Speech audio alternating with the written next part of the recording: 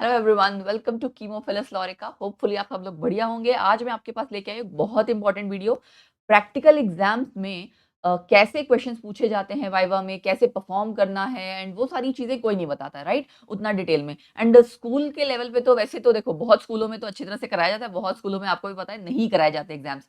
तो class 12 chemistry के जो प्रैक्टिकल्स हैं आपके टर्म टू एग्जामिनेशन के अकॉर्डिंग, क्या सिलेबस है, कितने मार्क्स की डिस्ट्रीब्यूशन है, कैसे परफॉर्म करना है, कैसे आप टोटल मार्क्स उसमें पा सकते हो एंड इजिली वाइवा के क्वेश्चंस में कॉन्फिडेंटली आंसर दे पाओगे, वो सब मैं आपको इसमें बताने वाली हूँ। वाइवा के सारे क्वेश्चन इसी वीडियो में है, इससे बाहर कोई क्वेश्चन नहीं पूछा जाएगा, आई गारंटी दैट। सो आपको उसके लिए वीडियो को लास्ट तक देखना है गाइस, ठीक है।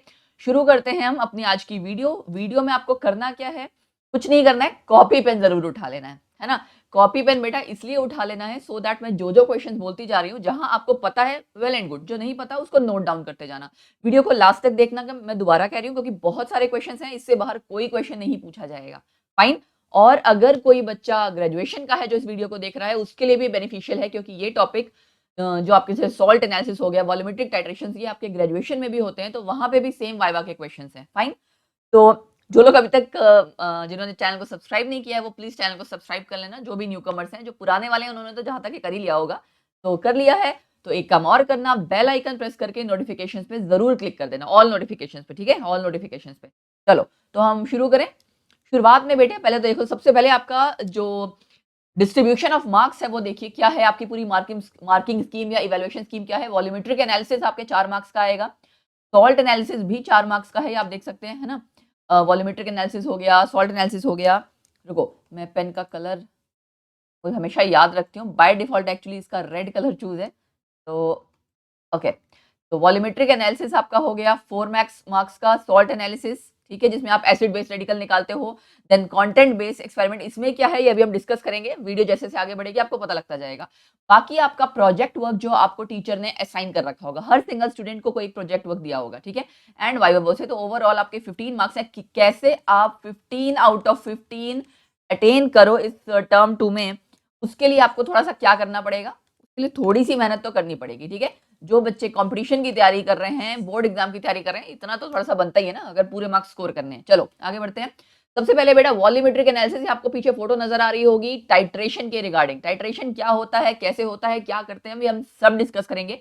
यहाँ ये फोटो है ऑक्सैलिक एसिड और KMNO4 की। ऑक्सैलिक एसिड मतलब ये COOH 2 बार इस तरह से जुड़ रखा हो, दिस इज ऑक्सैलिक एसिड। ये आपका नीचे टाइट्रेशन फ्लास्क में डला हुआ है, ऊपर से आप KMNO4 डाल रहे हो, KMNO4 डालते जाओगे, ठीक है। उसके बाद ये जितना वॉल्यूम यूज हुआ है उसको आप मेजर कर लेते हो, initial and final, right. And आपको पता लगता है कितना KMNO4 लगा है आपके ऑक्सैलिक एसिड के साथ। सो वॉल्यूमेट्रिक टाइट्रेशन में आपका यही सिस्टम है, ठीक है। आपके जो सिलेबस में है वो आपको बता दूं, एक है आपके सिलेबस में KMNO4 मोहर सॉल्ट के साथ, ठीक है। एक तो ये हो गई मोहर सॉल्ट के साथ, दूसरी है आपकी KMNO4 और ऑक्सैलिक एसिड की, जिसकी ये फोटो नजर आ रही है आपको। Got it. सो यानी आपको ये 2 टाइट्रेशंस करनी है। इसकी आपको देखो, जो भी प्रिपरेशन एंड ऑल वो तो आपने ऑलरेडी क्लास में परफॉर्म किया होगा, कैसे करते हैं कैसे नहीं करते, फाइल बनाई होगी, वो सब आपको ऑलरेडी पता है, राइट। तो उसको एक बार आपने रिवाइज कर लेना है कि हमें परफॉर्म कैसे करना है, क्योंकि परफॉर्म करवाया जाएगा और एग्जामिनर बाहर से आएगा तो क्वेश्चन आंसर भी करने हैं। तो आपको उतना कॉन्फिडेंस होना चाहिए कि आपको पता हो कि आपको क्या करना है, कैसे करना है, ठीक है जी। मोहर सॉल्ट, ऑक्सैलिक एसिड, अब जैसे मोहर सॉल्ट की बारी नाम आ रहा है तो आपको उसका फॉर्मूला पता होना चाहिए, FeSO4 NH4 ट्वाइस SO4, तो पूरा फॉर्मूला पता होना चाहिए, आपने क्या बनाया, किसमें बनाया, बेसिक सी इन्फॉर्मेशन। जो एक्सपेरिमेंट करो उसके साथ का जो भी आपकी थ्योरी मैडम ने लिखवाई है, प्रोसीजर है, उसको पढ़ लो। फाइन।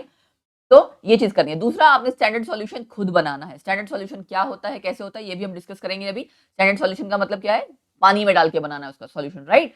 सो ये चीज हो गई, ये आपका हो गया पहला वॉल्यूमेट्रिक एनालिसिस, ठीक है।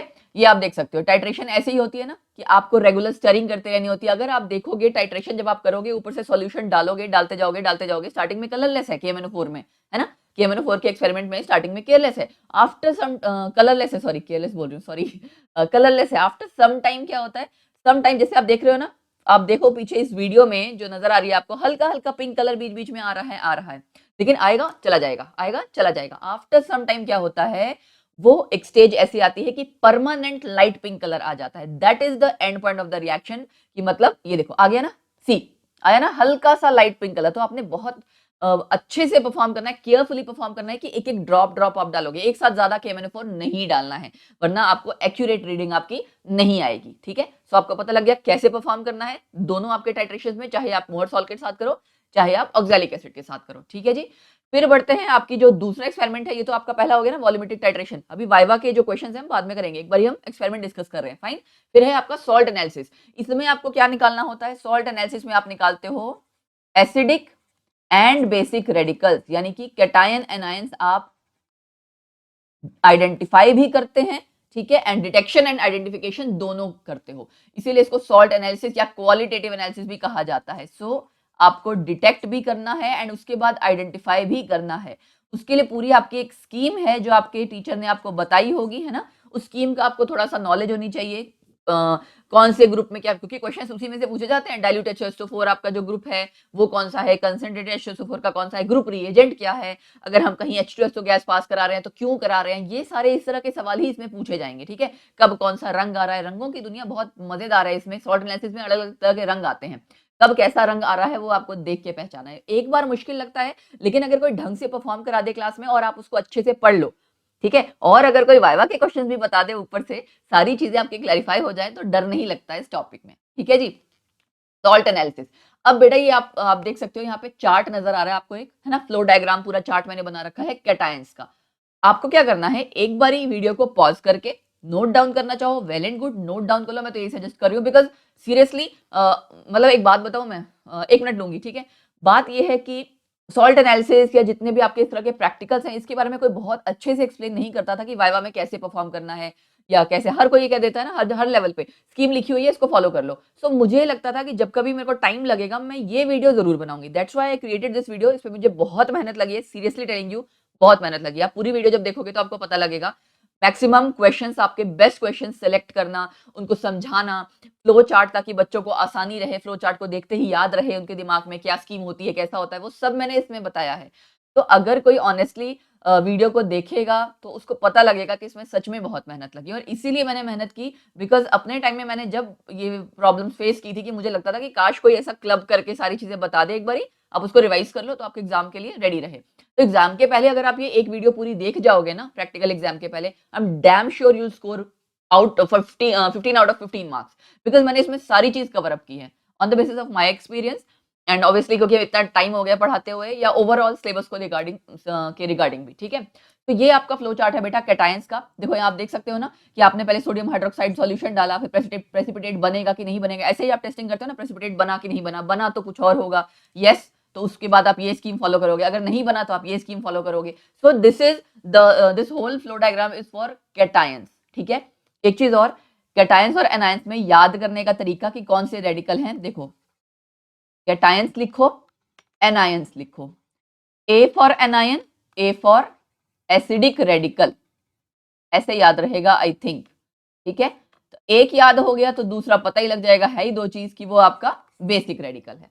फाइन, सो ये मेरा फंडा था याद करने का, ये मैंने आपको बता दिया, ट्रिक कह लो जो भी कह लो, whatever you feel like. ठीक है, दूसरा फ्लो चार्ट या फ्लो डायग्राम आपका एनायंस के लिए, इसमें भी सेम वही तरीका है। ठीक है, तो इसमें भी आपको पता है अलग अलग तरह के आपने सारे जितने एनायंस एंड सॉल्ट्स हैं वो सारे कैसे कैलकुलेट करने, कैसे आइडेंटिफाई करने हैं। अगेन वैसे ही आपने शुरुआत करनी है, थोड़ा सा सॉलिड आपने जो सॉल्ट दिया पानी में डाला, उसमें आप हाइड्रोक्लोरिक एसिड डालोगे। अब यहाँ हाइड्रोक्लोरिक एसिड ही क्यों डाल रहे हैं, कुछ और क्यों नहीं डाल रहे, है ना, नाइट्रिक एसिड क्यों नहीं डाल रहे, सल्फ्यूरिक एसिड क्यों नहीं डाल रहे। एग्जामिनर इसी तरह के सवाल पूछता है, उसको ये देख रहा है कि आपने जो परफॉर्म किया कि आपको उसके बारे में नॉलेज भी है या नहीं है, कि ऐसे बस पढ़ के करते चले गए। राइट, प्रैक्टिकल का मतलब यही होता है कि आपने जो थ्योरी में पढ़ा उसको आपने जब लैब में परफॉर्म किया, यू टेस्टेड इट एक्सपेरिमेंटली कि क्या हो रहा है, क्यों हो रहा है, कैसे हो रहा है। तो वो आपका एग्जाम में कॉन्फिडेंस चेक करता है। जरूरी नहीं है कि उसने 10 सवाल पूछे तो आपको 10 के 10 जवाब आते होंगे, नहीं, ठीक है, ऐसा नहीं होता है। हो सकता है 10 में से आपने 7 जवाब दिए हो, बट वो बहुत कॉन्फिडेंटली दिए हो, जो 3 नहीं दिए उसमें आप मतलब ओपनली कहो कि सर पढ़ा था, अगर पढ़ा था तो बोलो सर पढ़ा था, याद नहीं आ रहा है, नहीं पढ़ा था तो सर सॉरी मैं नहीं पता, प्लीज आप बता दीजिए। Be honest with your teacher, because अगर आपने मैक्सिमम कंटेंट पढ़ रखा है, अपनी बेस्ट परफॉर्मेंस दी है, अच्छे से परफॉर्म किया है, तो सारी चीजें देखता है ना कि बच्चा परफॉर्म कैसा कर रहा है, लिखा कैसा है, सब कुछ है, एंड कितने कॉन्फिडेंस के साथ आंसर दे रहा है। जब आप आंसर देते हो टीचर को पता लग जाता है, टीचर को आइडिया लग जाता है कि इस बच्चे को कितनी नॉलेज है या नहीं है, उसके बेसिस पे वो मार्क्स देता है, असेस करते हैं। ठीक है, वो टीचर्स, एग्जामिनर्स। तो आपने यही करना है। दोनों फ्लो चार्ट देख लिए, इसको अच्छे से देख लेना, समझ लेना। फिर आपका आता है कंटेंट बेस्ड एक्सपेरिमेंट। बेटा कंटेंट बेस्ड एक्सपेरिमेंट में आपके जो सिलेबस में है, लेट मी टेल यू, एक है प्रिपरेशन ऑफ मोहर सॉल्ट, ठीक है, preparation of Mohr salt. Preparation simple ही है, जो आपने जो एक्चुअली प्रोसीजर फॉलो किया होगा वो आपने अपनी प्रैक्टिकल फाइल में लिखा ही होगा, वो आपको अच्छे से पता होना चाहिए आपने क्या कितना एमएल डाला है, कब डाला है, पहले डाला है, बाद में डाला है, वो सारी चीजें।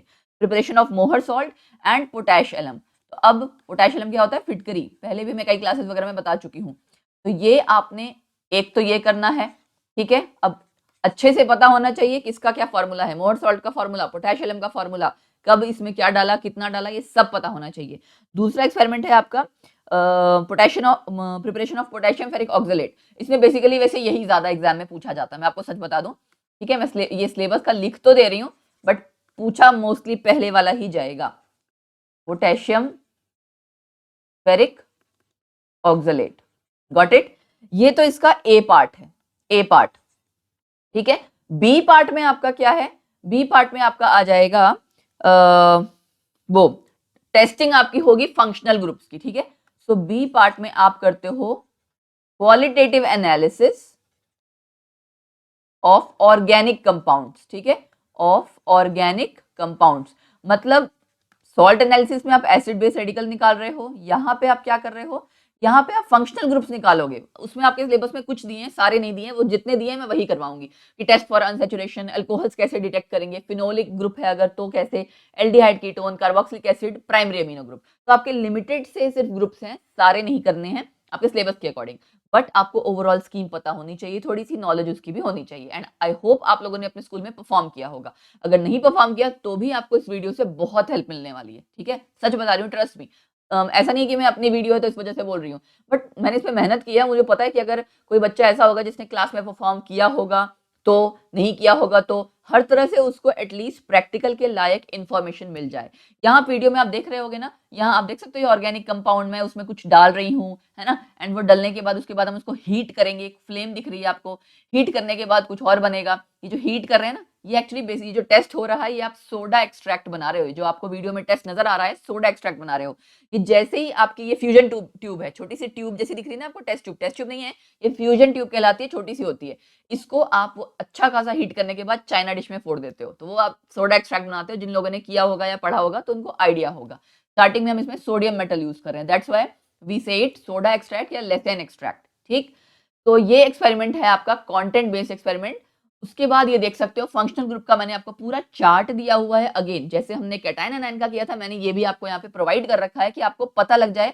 अब यहाँ टीचर क्या पूछेगा, बेयर्स रिएजेंट क्या होता है, बेयर्स रिएजेंट या KMnO4 टेस्ट में क्या करते हैं, ठीक है, आपको ध्यान आना चाहिए। अच्छा हाँ जी, KMnO4 टेस्ट है मतलब डबल बॉन्ड की डिटेक्शन है, अनसैचुरेशन की डिटेक्शन है। तो आप बोलोगे कि जो पिंक कलर था या पर्पल जैसा कलर है वो डिस्चार्ज हो जाता है क्योंकि पहले डबल बॉन्ड था, जैसे आपने KMnO4 डाला उसमें डबल बॉन्ड की जगह सिंगल बॉन्ड आ गया, ठीक है। तो यानी आपका KMnO4 के साथ उसकी रिएक्शन हो रही है, कलर चला गया, ठीक है। तो आपको ये सारे टेस्ट एक बार ही पता होने चाहिए। यहाँ जितने टेस्ट हैं 2,4-DNP टेस्ट वो बड़ा पूछ सकते हैं, है ना, टॉलेंस टेस्ट क्या है, फेलिंग्स टेस्ट क्या है, ईच एंड एवरी टेस्ट आपको पता होने चाहिए। रिएक्शन एक बार को नहीं दिमाग में होगी चलेगा, बट एक बार थोड़ा सा ये पता होना चाहिए कौन सा टेस्ट किसके लिए है, क्योंकि वो पहले यही पूछते हैं, बेटा आपने एल्डिहाइड किसके लिए टेस्ट किया, एल्डिहाइड से मतलब एल्डिहाइड के लिए कौन सा टेस्ट किया, तो आप बच्चा बोलेगा मैं सर टॉलेंस टेस्ट किया या ये टेस्ट किया वो टेस्ट किया, ठीक है।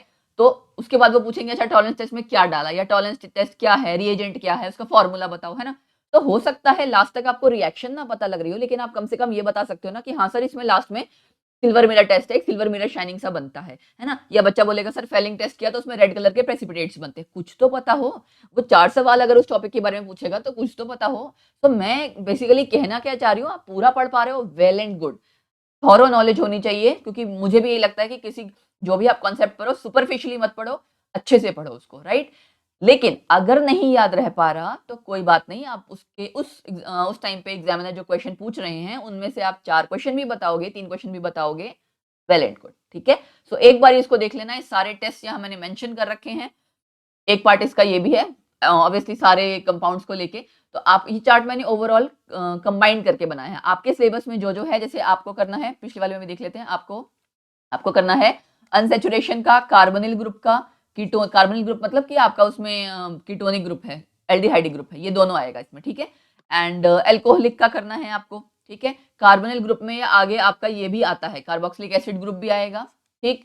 फिर प्राइमरी अमीन का, बेसिकली प्राइमरी अमीन का करना है, सेकेंडरी अमीन वाला आपके सिलेबस में नहीं है, और नाइट्रो नहीं है, फिनोलिक ग्रुप करना है। तो मैंने आपको मेंशन कर दिया कि आपके सिलेबस में कौन सा है, बाकी आपको नाइट्रो एंड सेकेंडरी अमीन नहीं करना है। फाइन, सारे टेस्ट आपके हो जाने चाहिए, और टेस्ट मोस्टली वो प्रेफर किए जाते हैं जिनमें रंग आ रहे हो, क्योंकि वो देखते ही पता लग जाता है ना। चलिए जी, फिर आपका बेटा आता है प्रोजेक्ट वर्क। इसमें आपको टीचर ने कोई ना कोई एक टॉपिक दिया होगा, उस टॉपिक की रिगार्डिंग आपने परफॉर्म भी किया होगा, एंड पूरी एक प्रोजेक्ट रिपोर्ट बनाई होगी कुछ पेजेस की। कई जगह स्कूल में कहते हैं प्रिंटेड, कई जगह कहते हैं हैंड रिटन, ठीक है। तो अलग अलग टॉपिक्स हर बच्चे को असाइन किए गए होंगे, उसके अकॉर्डिंग आपने प्रोजेक्ट वर्क जो किया है उसको अच्छे से पढ़ लेना कि आपने क्या किया। सपोज करो आपने मिल्क में अमीनो एसिड निकाला है, मिल्क में आपका क्या प्रोटीन है, जो भी परफॉर्म किया है, मतलब मैं तो इन जनरल एग्जाम्पल दे रही हूँ, तो उसके अकॉर्डिंग, उसके रिगार्डिंग, उस प्रोजेक्ट वर्क के रिगार्डिंग आपको पूरा पता होना चाहिए आपने क्या परफॉर्म किया, कैसे किया, ठीक है। थ्योरी से लेके कि मतलब उसके पीछे की कहानी क्या है, वो रिएक्शन जो आप कर रहे हो वो क्यों हो रही है, कैसे हो रही है, वो सब पता होना चाहिए रिगार्डिंग योर प्रोजेक्ट वर्क। उसमें से एक सवाल वो पूछते ही पूछते हैं, अच्छा दिखाइए अपनी प्रोजेक्ट वर्क, आपने किस पे काम किया है, ठीक है। काम किया है तो फिर पूछेंगे अच्छा इसमें आपने क्या काम किया है, क्या डाला, क्यों डाला, यही क्यों किया, मतलब इस तरह से क्वेश्चन वो पूछेंगे ही पूछेंगे। फाइन, तो उसकी तैयारी कर लेना। प्रैक्टिकल फाइल तो जहां तक है मेरे ख्याल से सब बच्चों ने साफ सुथरी बनाई ही होगी, है ना। Left hand side, right hand side, जैसे आपको पता है, right, left hand side, right hand आपकी फाइल होती है ना इस तरह से, ठीक है। इस साइड आपने कुछ लिखा होता है, इस साइड लिखा होता है। तो एम, रिक्वायरमेंट्स, ये तो अब तक आप बना चुके होंगे, आई एम डैम श्योर। जिन बच्चे ने नहीं बनाई हो साफ सुथरी बना लेना, ठीक है। एंड नीट एंड क्लीन होनी चाहिए। तो प्रैक्टिकल फाइल हो गई डन। अब आते हैं सॉल्ट एनालिसिस, या जो आप ये कह सकते हो कि वाइवा के क्या क्वेश्चंस है उस पे शुरुआत करते हैं। सॉल्ट एनालिसिस से मैंने यहाँ बहुत सारे क्वेश्चंस लिखे हुए हैं, एंड वीडियो में लास्ट तक बने रहना, क्योंकि वहां पे कुछ और इंपॉर्टेंट क्वेश्चंस हैं, ठीक है। भरमार है क्वेश्चंस की, सबको एक बार रीड आउट कर जाओगे ना, आई एम डैम श्योर इससे बाहर क्वेश्चन ही नहीं आएगा, मैं इस चीज की गारंटी लेती हूँ। बिकॉज फ्रॉम माई एक्सपीरियंस, अब तक जितना मेरा लाइफ का एक्सपीरियंस रहा है, वो सारे क्वेश्चंस मैंने यहाँ पे एक ही जगह इसी वीडियो में डाले हैं, ठीक है। सो एक video, all questions completely solve, ठीक है, आपकी सारी प्रॉब्लम सॉल्व। चलो, क्वालिटेटिव एनालिसिस, यहाँ पे हम किसकी बात कर रहे हैं? क्वालिटेटिव एनालिसिस मतलब क्वालिटी पता लगाना है, किसी चीज को एनालाइज करना, पता लगाना कि क्या चीज है। एक होता है बेटा क्वांटिटेटिव एनालिसिस, एक होता है क्वालिटेटिव। नाम आपको क्वांटिटेटिव से पता लग रहा है कि क्वांटिटी पता करनी है कि कितना अमाउंट है उसका, ठीक है। क्वालिटेटिव एनालिसिस में मतलब कि क्वालिटी पता लगाओ कि क्या, पता लगाओ कि क्या चीज है। सॉल्ट एनालिसिस हम अगर पढ़ रहे हैं तो यानी यहाँ पे आप क्या निकालोगे? एसिड और बेसिक रेडिकल्स। तो आप ये बताओगे क्वालिटेटिव एनालिसिस का मतलब कि detection and identification of radicals in the given inorganic compound, वो आपका क्या है? क्वालिटेटिव एनालिसिस, ठीक है। सो इसको मैं आंसर बेशक लिख देती हूं अगर थोड़ा बहुत किसी बच्चे को डाउट है, वैसे तो रटने के पीछे मत जाना, फिर भी identification and detection and identification of radicals किसमें होगा? In an inorganic salt. Fine, ये आपका हो गया जी क्वालिटेटिव एनालिसिस। फिर है एसिडिक एंड बेसिक रेडिकल्स, बता दिया मैंने, cation anion, A for acidic, A for anion, ठीक है। एग्जांपल्स आपको थोड़े बहुत पता होने चाहिए। Fine, why do inorganic salts ionise when dissolved in water? Inorganic salts को जब हम पानी में डालते हैं तो वो डिसॉल्व क्यों हो जाते हैं? Because dielectric constant of water is very high. Dielectric constant of water is very high. अब इससे होगा क्या? ये क्या करता है? It decreases forces of attraction between किसके किसके बीच में? ये मैं ना शॉर्ट में लिख रही हूँ, कई जगह आप देख सकते हो ना अट्रैक्शन के ऊपर एन, तो शॉर्ट है, ये एरो नीचे करके मतलब decrease. It decreases the forces of attraction between positive and negative ions. जब उनके बीच में फोर्सेस कम हो जाएंगी तो जाहिर सी बात है आपका जो इनऑर्गेनिक सॉल्ट है वो आयोनाइज हो रहा है, टूट जा रहा है, इसीलिए आसानी से डिसॉल्व हो जा रहा है। तो बेसिकली आंसर क्या हो गया? डाइइलेक्ट्रिक कांस्टेंट पानी का काफी ज्यादा है। अगला सवाल, name the coloured basic radicals. अब कलर्ड बेसिक रेडिकल्स आपके कुछ हैं, जैसे सपोज करो आपको ध्यान होगा कॉपर प्लस, है ना, आयरन +2, आयरन +3, ये तो आपको याद ही करना पड़ेगा बेटा, ठीक है। मैग्नीज का +2, इस तरह से आपके जितने आयंस हैं कुछ आपको वो ध्यान रखने हैं। क्रोमियम +3, निकल +2, ठीक है। उसके बाद कोबाल्ट +2। तो दीज आर द रेडिकल्स जो कि कलर्ड है, बेसिक रेडिकल्स, ठीक है। Name the basic radicals which are absent if the given salt is white. अब ये और ये क्वेश्चन सेम है, ये सेम क्वेश्चन है, तरीका डिफरेंट है। बताओ भाई ऐसे बेसिक रेडिकल्स जो कि हम ये माने कि एब्सेंट है अगर आपको गिवन सॉल्ट जो है वो कलरलेस है। है ना, तो कौन से एब्सेंट होंगे, वही जो कलर्ड हैं, तो यही आपका सेम आंसर आ जाएगा। क्वेश्चन को पूछने का तरीका चेंज किया है, सेम है। What is the colour of iron and निकल सॉल्ट्स? आयरन में आपका आयरन+2, आयरन+3 और तीसरा किसका निकालना है, निकल का। निकल का होता है आपका ब्लूइश ग्रीन, ठीक है, निकल का आपका होगा ब्लूइश ग्रीन, मतलब टिंज जैसा आ रहा होगा, ब्लू जैसा, हल्का हल्का जैसा मिक्स जैसा सा लगेगा, ठीक है। अच्छा, आयरन 2 एंड आयरन 3, आयरन 2 का आपका होता है लाइट ग्रीन, ठीक है, एंड इसका होता है आपका ब्राउन। अब बोलते क्या है इसको, आयरन 2 को, इसको बोलते हैं फेरस, +3 को फेरिक, ठीक है। तो मैं आपको एक चीज और बता दूं, ये फेरस फेरिक जब भी आपकी इस तरह से दो ऑक्सीडेशन स्टेट्स आती है ना, जैसे Cu+1 Cu+2, तो उसमें आपको पता होना चाहिए जो पहले मतलब कम वाली प्लस वाली स्टेट है ऑक्सीडेशन स्टेट, उसे आप क्या कहते हो, क्यूप्रस, OUS कहते हो, बड़ी वाली को क्या कहते हो, क्यूप्रिक, ठीक। फिर है आपका, देखिए next question, why a salt containing lead turns black in colour when placed for a long time in lab? कि अगर कोई सॉल्ट है जिसमें कि लेड होता है, कोई ऐसा सॉल्ट जिसमें लेड है, चलो मैं एग्जांपल ले लेती हूँ, लेड का हम एग्जांपल एसीटेट ही ले लेते हैं, CH3CO ट्वाइस, ठीक है, ये एग्जांपल है, सपोज करो इसको आप जब लैब में या कहीं पे भी थोड़ी देर के लिए खुला छोड़ दोगे तो आफ्टर सम टाइम वो काला क्यों पड़ जाता है, बिकॉज जो एनवायरनमेंट में आपकी H2S गैस है उसके साथ रिएक्ट करके ये लेड सल्फाइड बना देता है और ये आपका ब्लैक इन कलर है, दैट्स वाई, ठीक है। फिर आता है फ्लेम टेस्ट में, सोडियम तो येलो कलर इंपार्ट करता है लेकिन मैग्नीशियम नहीं। आपको पता है फ्लेम टेस्ट क्या है ना। अगर अगली आपका अगला क्वेश्चन ये केमिस्ट्री ऑफ फ्लेम टेस्ट, मैं आपको ये साथ साथ ही बता देती हूँ। फ्लेम टेस्ट में बेटा मैंने यहाँ पे फिगर तो नहीं बनाई हुई है, सी फ्लेम टेस्ट में बेसिकली रीजन क्या है कि आपके जितने भी आयंस हैं, ठीक है, इलेक्ट्रॉन्स इनमें वैलेंस इलेक्ट्रॉन्स एक्साइट होते हैं, ठीक है, ग्राउंड एनर्जी लेवल से एक्साइटेड पे जाएंगे, ये आपका ग्राउंड स्टेट है, यहां आपकी एक्साइटेड स्टेट है जी। ये मैं यहां बता देती हूं so दैट अच्छे से समझ में आ जाएगा। This is ground state, this is excited state, ठीक है।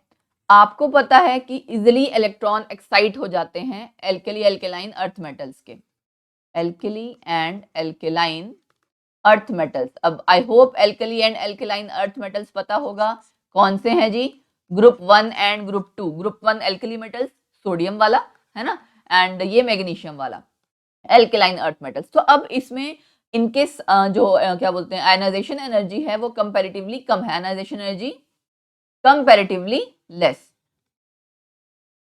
तो क्या होगा, एनर्जी देंगे, जैसे आप उसको फ्लेम टेस्ट में हीट कर रहे हो, बेसिकली इलेक्ट्रॉन जो यहाँ था उसको एनर्जी मिली, वो एक्साइट कर जाएगा इस वाले लेवल पे, लेकिन जब वो वापस आएगा तो एनर्जी आपकी एमिट करता है। वो जो एनर्जी एमिट करता है वो किसी ऐसे रीजन में एमिट करता है जहां आप देख पाओ, मतलब विजिबल रीजन में वो आपका कोई ना कोई एक पर्टिकुलर कलर देगा जिसकी वजह से आप आइडेंटिफाई कर जाते हो। तो हर आयन का अपना अलग अलग कलर है।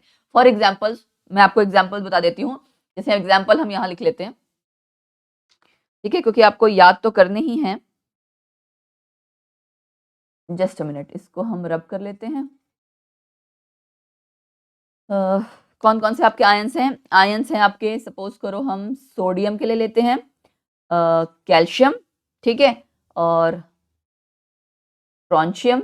सोडियम का आपको पता है येलो, ठीक है, कैल्शियम का आपका ब्रिक रेड कलर आता है, रेड में ही अलग अलग है। ये बेटा प्रिलिमिनरी टेस्ट जितने होते हैं ना, कंफर्मेटरी नहीं होते। प्रिलिमिनरी का मतलब क्या होता है कि आप पहले परफॉर्म कर रहे हो, अंदाजा लगा रहे हो कि हाँ ये वाले आयंस हो सकते हैं, ठीक है। स्ट्रोंशियम का जैसे क्रिम्सन रेड, तो ये आसपास के ही रेड रेड से रंग आएंगे। अब आपको पता लग गया, सपोज करो लाल लाल रंग आ रहा है तो भाई कैल्शियम और स्ट्रोंशियम में से कोई एक होगा, है ना। और बेरियम का ग्रासी ग्रीन, ग्रीनिश जैसा कलर इसका आएगा। तो तभी मैंने कहा ना, ये अंदाजा देते हैं, प्रिलिमिनरी टेस्ट हमें सिर्फ अंदाजा देते हैं, ठीक है।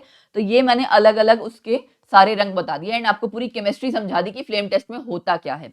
अब बात आती है कि मैग्नीशियम, बेरिलियम और मैग्नीशियम नहीं देंगे ये टेस्ट, बेरिलियम मैग्नीशियम नहीं देंगे। स्मॉल साइज होता है इनका, आयोनाइजेशन एनर्जी ज्यादा होती है, तो इलेक्ट्रॉन्स एक्साइट नहीं हो पाते, इलेक्ट्रॉन्स एक्साइट नहीं होंगे, वापस नहीं आएंगे, तो कलर भी इंपार्ट नहीं करेंगे। तो ये दो आपको याद रखने हैं जो कलर नहीं देते हैं, ठीक है। फ्लेम टेस्ट हो गया। देन नेक्स्ट आपका इसमें आएगा, हमारा क्वेश्चन है why do we use concentrated HCl in preparing a paste of salt for flame test? अब एक्चुअली रीजन क्या है, कॉन्सेंट्रेटेड HCl जब आप वो पेस्ट बना रहे हो ना स्टार्टिंग में सॉल्ट का, तो कॉन्सेंट्रेटेड HCl से क्या बनेगा जी, क्लोराइड्स। ठीक है, कॉन्सेंट्रेटेड HCl से ऑब्वियसली क्लोराइड्स बनेगा, सोडियम डाला तो सोडियम क्लोराइड बना है ना, इस तरह से। क्लोराइड्स आर वोलेटाइल, तो इजिली वो आप जब हीट करोगे तो आपकी जो फ्लेम एंड ऑल निकलेगी, जब इजिली हीट करोगे, इजिली एक्साइट इलेक्ट्रॉन, उस टाइम पे आपका वोलेटाइल अगर होगा वो सॉल्ट, तो आपकी आसानी से आपका रिजल्ट आ जाएगा। ठीक है, तो इस वजह से आपके क्लोराइड्स प्रेफर किए जाते हैं कॉन्सेंट्रेटेड HCl। मेरा फोन बार बार बज रहा था, आई थॉट कोई जरूरी कॉल ना हो। एनीवेज, तो इजिली इलेक्ट्रॉन एक्साइट हो जाएंगे and it will impart colour to the flame. Fine. फिर नेक्स्ट है, why can't we use glass rod instead of platinum wire for flame test. Glass rod इसलिए नहीं यूज करते क्योंकि ये सोडियम सिलिकेट की बनी होती है, सोडियम सिलिकेट की। अच्छा, एक चीज और बता देती हूँ, फ्लेम टेस्ट में बेटा आपके ना प्लेटिनम वायर यूज होती है, मतलब प्लेटिनम की तार यूज होती है उसमें। उसको आप क्या करते हो, पहले काफी देर तक हीट करते रहते हो प्लेटिनम की तार को। मैं शॉर्ट में बता ही देती हूँ क्योंकि फ्लेम टेस्ट बहुत पूछा जाता है।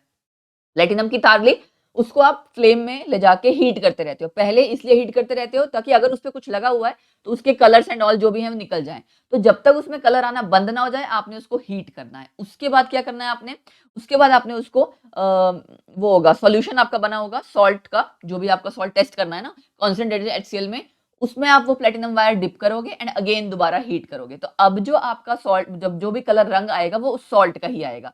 वो कलर देखते ही फिर आपको पता लग जाएगा भी कौन सा रेडिकल है। ये तो था फ्लेम टेस्ट। ठीक है, फिर बात आती है, हमने प्लेटिनम वायर यहाँ पे ग्लास रॉड क्यों नहीं यूज की और प्लेटिनम वायर क्यों यूज की, ये दोनों क्वेश्चन इसी से कनेक्टेड है ना।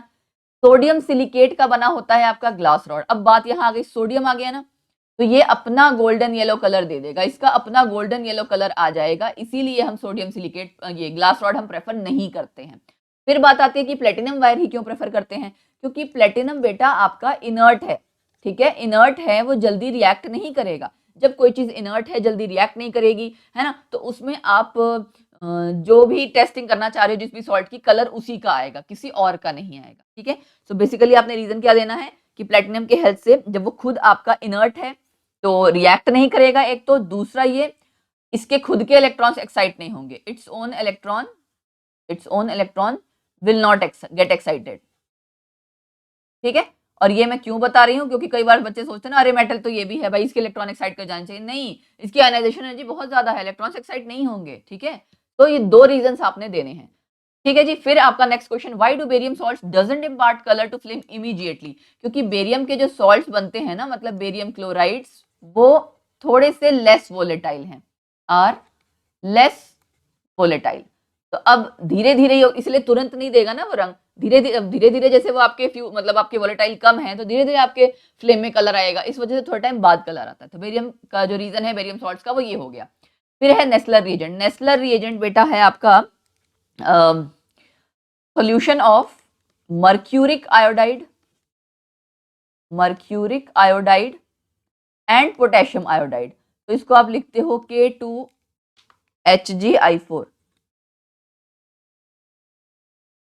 K2HgI4। ठीक है, दिस इज नेस्लर रिएजेंट। अब बात आती है ये किसके लिए यूज होता है, ये आपका यूज होता है फॉर एमोनियम कैटायन। ठीक है, एमोनियम कैटायन के लिए यूज होता है। तो आपको इसमें याद क्या रखना है कि आप इस नेस्लर रिएजेंट को जब जो भी आपका कैटायन है उसके लिए टेस्ट करोगे तो एमोनिया गैस निकलेगी। ठीक है, अमोनिया गैस जब आपकी इस रिएजेंट से पास की जाएगी, मतलब जो भी आपका वो कैटायन वाला आपका जो आप टेस्टिंग करना चाह रहे हैं, अमोनिया गैस पास की जाएगी, तो यहाँ पे आपके जो फाइनली प्रेसिपिटेट्स आते हैं वो है रेडिश ब्राउन प्रेसिपिटेट्स। ठीक है, रेडिश ब्राउन कलर के प्रेसिपिटेट्स आ जाएंगे। तो ये आपको ध्यान रखना है अमोनियम कैटायन के लिए। क्वेश्चन भी काफी पूछ लिया जाता है, क्वेश्चन में जितने बता रही हूँ उनमें से कुछ ना कुछ पूछ ही लिया जाएगा, तो बेहतर ये होगा कि सारे तैयार रखना अपने। ठीक है, सो अमोनियम कैटायन, इसके लिए आपका टेस्टिंग करते हो नेस्लर रिएजेंट से, रेडिश ब्राउन कलर के प्रेसिपिटेट्स बनते हैं। ठीक है, फिर नेक्स्ट आपका आता है name the acid radicals detected by dilute H2SO4। अब डाइल्यूट H2SO4 से जब हम रिएक्ट करते हैं तो आपका कार्बोनेट आयन आप टेस्ट करते हो, सल्फाइड आयन करते हो, सल्फाइट आयन करते हो और नाइट्राइट आयन करते हो। ठीक है, क्या रह गया, चार ही है। यहां से तो यहाँ इसको मैं, हाँ अलग है ना, मैं अलग से करवा देती हूँ। CO3 2 नेगेटिव कैसे पता लगता है, बाय CO2 गैस। ठीक है, अच्छा उसके अलावा आपका ये आपका कार्बोनेट आयन है बेटा, कार्बोनेट आयन, इसके फॉर्मूला भी पूछ लेते हैं इन सबके। फिर है आपका सल्फाइड आयन, फिर है आपका सल्फाइट, PHITE, ठीक है। सल्फाइट, सल्फेट, इन सब में फर्क है। और उसके अलावा है आपका NO2 नाइट्राइट आयन, ठीक है। ये आयन के नाम पता होने चाहिए।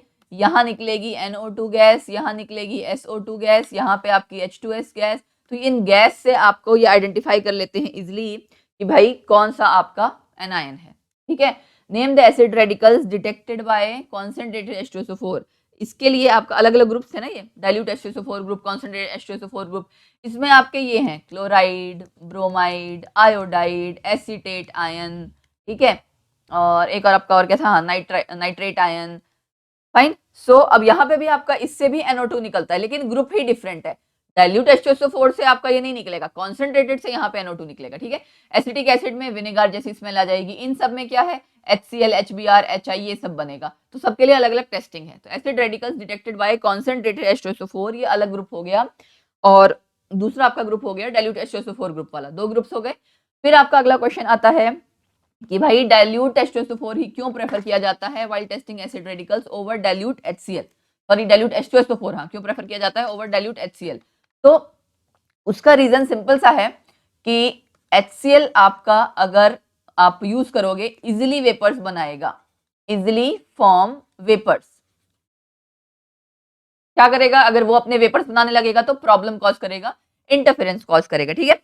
एंड जो H2SO4 है it is less volatile, less volatile, तो ये अपने इस तरह से इंटरफेरेंस नहीं कॉज करेगा। तो आप डाइल्यूट H2SO4 यूज करते हो ओवर डाइल्यूट HCl। HCl से आपको पता ना क्लोराइड्स एंड ऑल आ जाएंगे, वो इजीली वोलेटाइल है, वो अपने वेपर्स देगा, बट H2SO4 में ऐसा कुछ नहीं होगा, फाइन। फिर है अगला, what happens if excess of CO2 is pass through lime water. आपको पता है कार्बन डाइऑक्साइड लाइम वाटर को क्या करती है, मिल्की कर देती है, ठीक है। लेकिन ज्यादा देर तक करते रहोगे तो क्या हो जाएगा, डिसअपियर, मिल्कीनेस डिसअपियर। क्या हो जाता है जी, मिल्कीनेस डिसअपियर, ठीक है। ये बिल्कुल खाली स्लाइड है, यहाँ पे हम करते हैं मिल्कीनेस डिसअपियर क्यों हो जाती है। कैल्शियम हाइड्रोक्साइड में आपने डाला CO2।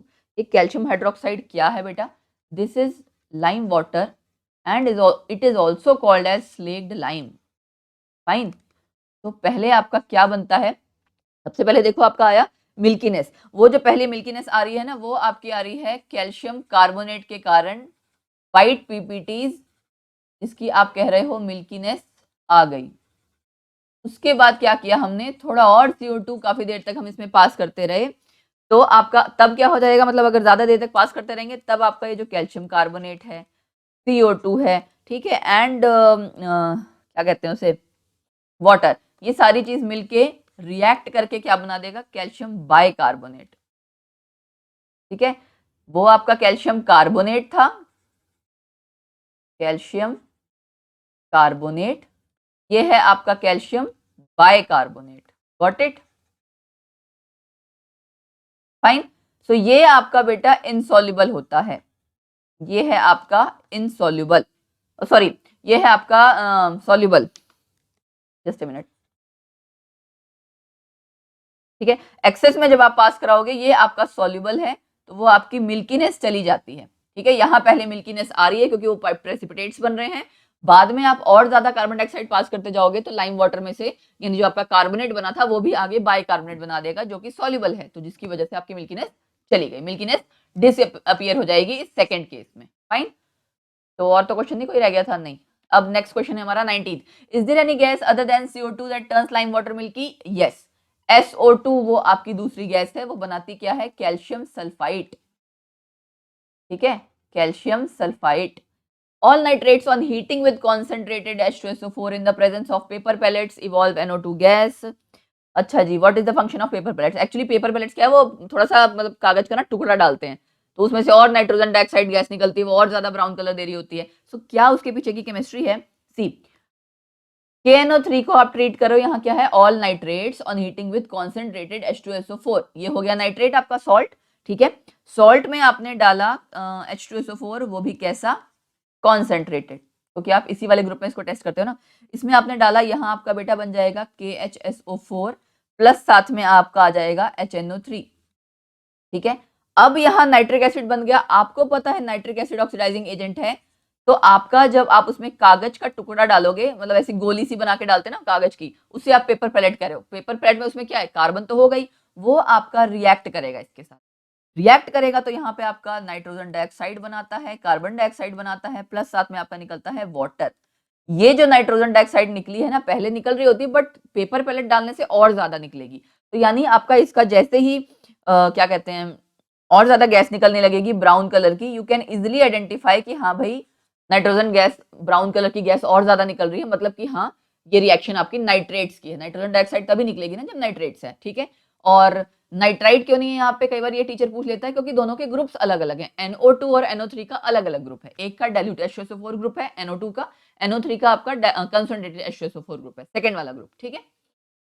अगला question, how is ring test performed for nitrates, let me check, space नहीं दी हुई, चलो यही करते हैं। एक टेस्ट ट्यूब ली, ठीक है, उसको टिल्ट करना है आपने, टेढ़ा रखना है, क्यों अभी बता रही हूँ क्यों टेढ़ा रखना है। नीचे आपने यहाँ पे लिया, एक तो मेरा फोन ये जो बीच बीच में बजता है ना, एनीवेज, यहाँ है आपका सॉल्ट सॉल्यूशन, इसमें आप क्या डालोगे, फ्रेशली प्रिपेयर्ड, ये मैं बार बार कह रही हूँ फ्रेशली प्रिपेयर्ड, सवाल एग्जामिनर पूछ लेता है बेटा आपने फ्रेशली प्रिपेयर्ड क्यों डाला, ठीक है। फ्रेशली प्रिपेयर्ड इसलिए डाला क्योंकि अदरवाइज रिएक्शन नहीं आएगी। कभी कभी आपके कुछ कंपाउंड्स ऐसे होते हैं जब आपने फ्रेशली प्रिपेयर नहीं किए तो वो ऑक्सीडाइज हो जाते हैं, सपोज करो आयरन का कोई यूज कर रहे हो, वो चेंज हो जाएगा, है ना, कन्वर्ट हो जाएगा Fe+2 से Fe+3 में, आपकी रिएक्शन आएगी ही नहीं, आपको जो रिजल्ट लेना आना चाहिए था वो Fe+2 से आना था, तो Fe+3 में अगर कन्वर्ट हो गया रिजल्ट नहीं आएगा, और आपकी जो डिटेक्शन है वो गलत हो जाएगी, तो इसलिए फ्रेशली प्रिपेयर्ड FeSO4, तभी मैंने कहा ये आप डालोगे। उसके बाद यहाँ जो टेस्ट ट्यूब है ना, इसके बिल्कुल स्लाइड से कोने से हल्के हल्के से धीरे से आप क्या डालते हो, कॉन्सेंट्रेटेड H2SO4, ठीक है। जैसे दो टेस्ट ट्यूब है उसके स्लाइड से बिल्कुल साइड से कि दीवार उसकी वॉल से लगता हुआ कॉन्सेंट्रेटेड H2SO4 नीचे जाए, तो क्या होगा, इसके जंक्शन पे, at the junction of this salt and वो जो ऊपर से एसिड डल रहा है, यहाँ पे एक ब्राउन कलर की रिंग बन जाती है, ठीक है, ब्राउन कलर की रिंग बन जाती है। वो रिंग किसकी वजह से बन जाती है मैं बता रही हूँ, FeH2O5NO, कोऑर्डिनेशन कंपाउंड पढ़े हैं कि नहीं पढ़े हैं, ये उसी के कारण है, ठीक है, मतलब उसी के एक तरह का कंपाउंड है, इसके कलर जो है इसका ब्राउन कलर होता है, ये ब्राउन रिंग का कंपाउंड है जिसकी वजह से ये कलर आ रहा है, ठीक है। अब इसका नाम, आई होप आप इसका नाम कर लोगे, पेंटा एक्वा करके, पेंटा ये पेंटा एक्वा है, ये नाइट्रोसिल है आयरन, और बाहर क्या जाएगा सल्फेट, तो नाम आपने खुद ढूंढना है, खुद काम करना है, क्यों, क्योंकि कोऑर्डिनेशन कंपाउंड में पढ़ा चुकी हूँ पहले भी, ठीक है ना। चलो, कोऑर्डिनेशन कंपाउंड्स एंड यस, आप उसको चैनल पे जाके प्लेलिस्ट में चेक कर सकते हो, कोऑर्डिनेशन कंपाउंड मैंने पढ़ा दिया है। बाकी ऐसा है कि लिंक भी डाल देती हूँ कोऑर्डिनेशन कंपाउंड का, अगर किसी को चाहिए तो फाइन। चलो, क्रोमाइल क्लोराइड टेस्ट, और एक चीज और बेटा, सॉल्ट एनालिसिस की हमने वीडियो, चलो पहले एक बार हम ये क्वेश्चंस कर लें, ये वाइंड अप करेंगे फिर मैं आपको बताऊंगी। उसके बाद आपका आता है अगला chromyl chloride test. I hope ring test समझ में आ गया, रिंग टेस्ट भी काफी पूछा जाता है, पूछते हैं कैसे परफॉर्म किया जाता है। ब्राउन कलर की अगर रिंग आ रही है आप बताओगे तो पूछेंगे, या डायरेक्टली अगर पूछ लिया उन्होंने कि उसमें ना एक रिंग बनती है बेटा ब्राउन कलर की, तो वो रिंग क्यों बनती है, उसका कंपाउंड का नाम क्या है या क्या स्ट्रक्चर है, कुछ तो बताइए, इस तरह से पूछ लेते हैं। फिर आपका है अगला क्रोमाइल क्लोराइड टेस्ट, जिसको कि मुझे डिटेल में कराना है, और मैं यहाँ करा दे रही हूँ, बाद में या चलो रब कर देते हैं, कोई बात नहीं जी, तो गलती से मुझसे यहाँ पे ना स्पेस देना रह गया, एंड इसकी रिएक्शन काफी है, सो आई थिंक स्पेस तो चाहिए होगी भाई साहब। क्रोमाइल क्लोराइड टेस्ट में क्लोरीन के लिए वैसे तो आप जो प्रिलिमिनरी टेस्ट करते हो सिल्वर नाइट्रेट के साथ, उसमें आपको पता है ना AgCl बनेगा, व्हाइट कलर के प्रेसिपिटेट्स आ जाते हैं, दैट इज समथिंग डिफरेंट, वो आपका प्रिलिमिनरी टेस्ट है। लेकिन आपको कंफर्मेटरी टेस्ट करना है तो आप क्रोमाइल क्लोराइड टेस्ट करते हो। क्रोमाइल क्लोराइड टेस्ट में क्या है, आपने लिया सॉल्ट, सपोज करो जो NaCl सॉल्ट है वो लिया, ये इसका आंसर करवा रही हूँ मैं, ठीक है, तो ऐसा ना हो कोई बच्चा बीच में ज्वाइन करे तो कंफ्यूज कर जाए। इट इज ऑफ 22nd, ठीक है, chromyl chloride test. NaCl salt लिया, इसमें आप डालते हो कॉन्सेंट्रेटेड H2SO4 प्लस K2Cr2O7, ठीक है, यहां आपका बनेगा CrO2Cl2। अब ये क्या है भाई, दिस इज क्रोमाइल क्लोराइड, ठीक है, एंड ये आपकी होती है रेडिश ब्राउन कलर की गैस, ठीक। मैं ऐसा करती हूँ, रुको जस्ट अ मिनट, तो ना मज़ा नहीं आ रहा है यहाँ पढ़ाने में। हम ले लेंगे जी एक खाली स्लाइड जिससे कि प्रॉब्लम ना हो।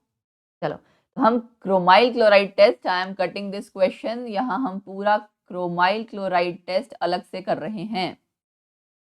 ठीक है, दोबारा से मैं आपको बताने जा रही हूँ, NaCl सॉल्ट जो भी आप जिसकी टेस्टिंग कर रहे हो उसमें आपने डाला कॉन्सेंट्रेटेड H2SO4, उसमें आपने क्या डाला उसके बाद, हाँ K2Cr2O7, तो आपका बन जाएगा CrO2Cl2 which is chromyl chloride and it is reddish brown colour gas. ठीक है, अब अगले स्टेप में क्या होगा, अगले स्टेप में होगा इसमें आप डालते हो पानी। ठीक है, पानी डालते हो एंड जब आप पानी इसमें से पास करोगे तो H2CrO4 बन जाएगा। ठीक है, H2CrO4 ये एसिड बना है, ये येलो कलर का एसिड बनेगा। येलो कलर के एसिड के बाद इसमें आप डालते हो NaOH। ठीक है, प्लस साथ में आप डालते हो लेड एसीटेट। ओ इसको मैं ऐसे लिख लेती हूँ, रुको अलग से लाइन में लिख लेते हैं, ज़्यादा बढ़िया रहेगा। H2CrO4 में आपने डाला लेड का सॉल्ट। ठीक है, और क्या डाला था, हाँ NaOH डाला था। ठीक है, ये लेड सॉल्ट ना आपका इन एसिटिक एसिड होता है, ये भी ध्यान दे लो। ये सब जब आप डालेंगे लास्ट में तो आपका बनेगा लेड क्रोमेट। ठीक है, क्या बनेगा, लेड क्रोमेट। ठीक है, और इसका कलर होता है येलो कलर के, इसके कलर तो क्या इसके पीपीटीज ही बनते हैं। तो फाइनली आपका टेस्ट कवर अप हो जाएगा। रेडिश ब्राउन गैस आती है, reddish brown gas acid gas के बाद पानी जब डालोगे तो आपका क्रोमिक एसिड बना वो येलोइश कलर का होगा। क्रोमिक एसिड के बाद NaOH आपने डाला है ना, NaOH डालने के बाद उसमें लेड एसीटेट और एसिटिक एसिड इसकी प्रेजेंस में पूरी रिएक्शन कराइए, तो फाइनली आपके लेड क्रोमेट के प्रेसिपिटेट्स बनेंगे जो कि येलो इन कलर हैं। So this was all about chromyl chloride test, जो कि आपको पता होना चाहिए। एनीवेज, रिंग टेस्ट हो गया, क्रोमाइल क्लोराइड टेस्ट होगा। How acid radicals are grouped, acid radicals की ग्रुपिंग कैसे की गई है ये पूछा जा रहा है। अब भाई साहब एसिड रेडिकल्स की ग्रुपिंग की जो हम बात करें, अगर हमने कई सारे अभी तक रिएक्शंस कर लिए है ना, एक और इम्पॉर्टेंट क्वेश्चन था जो कि मैंने आप लोगों के लिए नोट डाउन किया था, स्किप तो नहीं हो गया, जस्ट गिव मी 1 मिनट। काफ़ी सारे मैंने क्वेश्चन लिखे हुए हैं, नहीं आई थिंक मैंने ना रिएजेंट वाला आगे आगे आएगा ना, हाँ ग्रुप रिएजेंट्स, ठीक है ठीक है, मुझे डाउट था, मैं कहा मैंने ग्रुप रिएजेंट्स वाली चीज़ भी क्वेश्चन तो लिखे थे। तो एसिड रेडिकल्स आपके देखो कुछ तो आप कर ही चुके हो, स्टार्टिंग में याद है डाइल्यूट H2SO4 का एक ग्रुप है ना, फिर एक आपका कॉन्सेंट्रेटेड H2SO4 का ग्रुप है। अभी अभी मैंने ऊपर ये क्वेश्चन बताया है ना, इसको आप देख लेना, डाइल्यूट H2SO4 में ग्रुप में वही आ जाएंगे फिर से, कार्बोनेट, सल्फाइड है ना, एंड और कौन सा किया था हमने, नाइट्राइट। कॉन्सेंट्रेटेड में हमने फिर क्या किया था, क्लोराइड, ब्रोमाइड, आयोडाइड, एसीटेट। ठीक है, और भी था कुछ, हाँ NO, सॉरी ऊपर NO2 आएगा, यहाँ NO3 आएगा। तो ये हम दोनों ग्रुप्स पहले कर चुके हैं। स्पेशल ग्रुप है एक आपका सल्फेट, स्पेशल ग्रुप किसका है, SO4 2 नेगेटिव का। तो बेसिकली एसिड रेडिकल्स आपके इसी तरह से ग्रुप किए गए हैं। ठीक है, तो आई होप ये तो क्लियर हो गया आपको। अब उसके बाद अगला क्वेश्चन हमारा ये है, name group reagents for different groups. अब मैं यहाँ लिखना चाहूंगी ग्रुप रिएजेंट हमें पता लगाना है कौन सा है, इधर लिखते हैं हम ग्रुप नंबर कौन सा है। ठीक है, सबसे पहले आपका जीरो ग्रुप, जीरो ग्रुप आपका पता है किसके लिए, एमोनियम के लिए। तो ग्रुप रिएजेंट अच्छा किसके लिए है वो भी हम लिखेंगे, और विच कैटायन ऐसे लिख लेते हैं ना, तो हमें प्रॉब्लम नहीं होगी। जीरो आपका जो है जीरो वाला ग्रुप वो एमोनियम कैटायन के लिए है, जिसमें आप यूज करते हो NaOH। ठीक है, मैं आपको चार्ट बनवा दे रही हूँ। फिर आपका पहला ग्रुप आएगा, पहले ग्रुप में आप यूज करते हैं dilute HCl, dilute HCl lead के लिए। ठीक है, फिर नेक्स्ट आपका आता है सेकेंड ग्रुप, सेकेंड ग्रुप आपका होता है लेड एंड कॉपर दोनों के लिए,